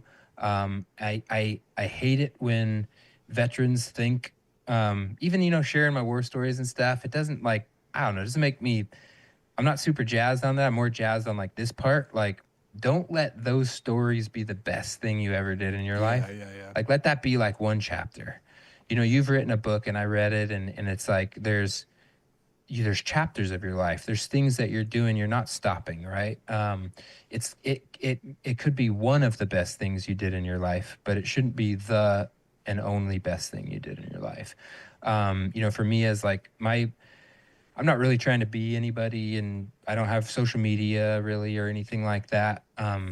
Since having kids, my focus has been pretty much solely on, I want to be the best father, and I want to be the best husband, and really, really putting everything into that. And being a good dad is not doing this, all day, with your kids next to you and stuff. So I just want other veterans, for me, I try meditation and different things, even different medical things. I tried several times and would think they didn't work, right?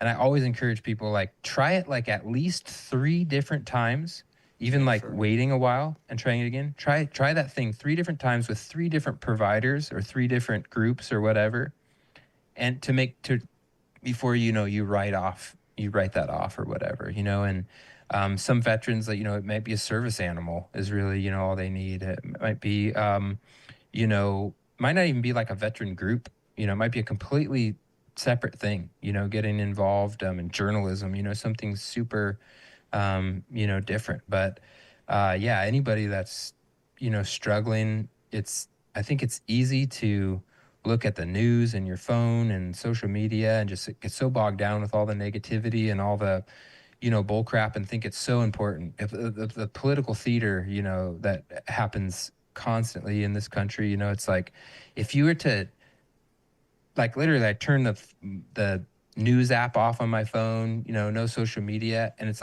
my 6-foot world, this house, everything's great in this house, and I have control over it. I don't have control over anything out there. I didn't have control in the military. I didn't have control in war. But the things I can control is what you need to put your focus in and all your time and energy into. Getting mad about every single thing and all that stuff that you can't control, I think it's pretty useless. With that said, you should still do things your last episode was about Chapman and everything going on with him, right? So by all means, absolutely sign that petition like I did, that David, started. There's not a guy that I served with that would be in that situation where, 2 people would have gotten an award and the dude that's alive would take the exhibit, that got everyone I served with would be like, absolutely not. Like, don't even include me in the museum. The guy that died, you know, and I don't know a single person that would do that. So sign that petition. You know, and we all got to, all of us veterans, you know, we all have to police ourselves in our own and you know, look out for things like that and try and make a difference. And I don't mean, you know, don't do those kind of things or have your head so far in the sand that you don't know what's going on. But the more of the negativity that you can get out of your life and focus on the things that you can control, the happier you're going to be, and your recovery is going to be better too. Absolutely. You know. Yeah. Well, Lance, thank you for sharing your experiences with us tonight, man. I mean, it's a wild ride. I mean, yeah, ups and downs, but I mean, a good overall. I mean, some really good things too. Yeah, people always ask me like, "Hey, would you do it, you know, over again?" You know, and if I had to do the same life over again, I don't think I'd change a thing because of all the good things that have come out of all the bad things. You know, and it's one obstacle, you get over the next one, and there's another obstacle, and you know it's gonna come, but you know, never give up. I think if I got to live 2 lives, I would really love to try being a pilot. You know, like a jet fighter pilot, you know, or whatever. I think that'd be fun. But you don't get to live 2 lives, so I wouldn't change it. Well, there's still time to get your pilot's license, though. Well, that's true. That's true. Yeah. So, thank you again, Lance. We'll have some Absolutely. links down in the description. Go check out the projects that he's working on and some of the charity organizations. And thank you, everyone who joined us tonight. We will see you again next. Either if you're on Patreon, we'll see you on Wednesday live. Otherwise, the episode will premiere on Friday. So we'll see you guys next time. Thank you. Yeah. Thanks so much for having me. Appreciate it. Absolutely. Stay in touch, man. Yeah. Thanks.